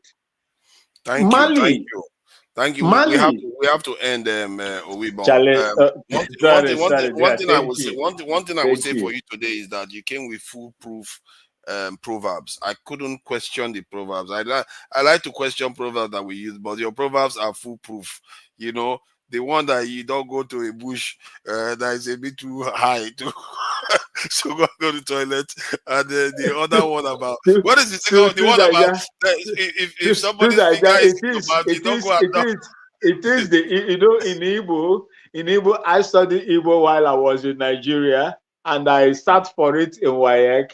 They said in Igbo language that a proverb is like red oil that Yeah. the Igbos use to eat, yam. So like Jide also, the Yoruba people, they are vast also when it comes to proverbs. Nigeria we use a lot of proverbs, but you can't believe how many times people have come up with proverbs. Like, what is that? That one, it doesn't even add up. But the ones you gave today were really, you can't That question is it. why I say come back to Nigeria so that they will retrain you and teach you history of Nigeria. Yes, Honestly, I'm even happy we're giving proverbs here. We're not quoting the Bible, because in Nigeria, people are talking like this. They can't do without quoting the Bible or the Quran when they talk. If Some you people read, delight it and are quoting African proverbs. It's good. I think Ovaro Nogbaisi, there's that book, that one of the few books I actually read. Ovaro Nogbaisi, I think it was Olaro Timi Nigeria that wrote it. That book, the proverbs in it is like bulletproof. It's very, very hard to to question them. They are solid, man. And so it's very, very. It makes our language come alive, and it's funny we speak them in foreign tongue now, but it is what it is. Thank you for joining us on Weibo. I really appreciate you, Jide, as always. Thank you for joining us, Tony. I really appreciate you. You guys were elites today, and so the next live is on. I've shared the link. If you want to have carry on the conversation there, you can carry it on there. And let me thank all the people that joined us in the chat. Jessica Johnson is there. Kenry Bai is there. Guy Owalale, as usual. Fumi O is there.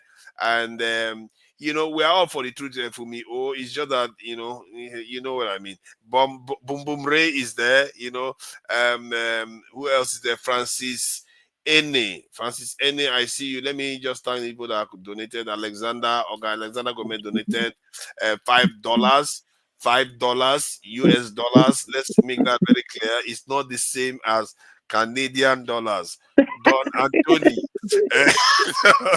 Don Anthony donated in Canadian dollars. We appreciate you all. Till next time, I will see you all again. Let's play our anthem out. Okay, I'll Bye, see you guys everyone. again. Bye. Yeah, bye.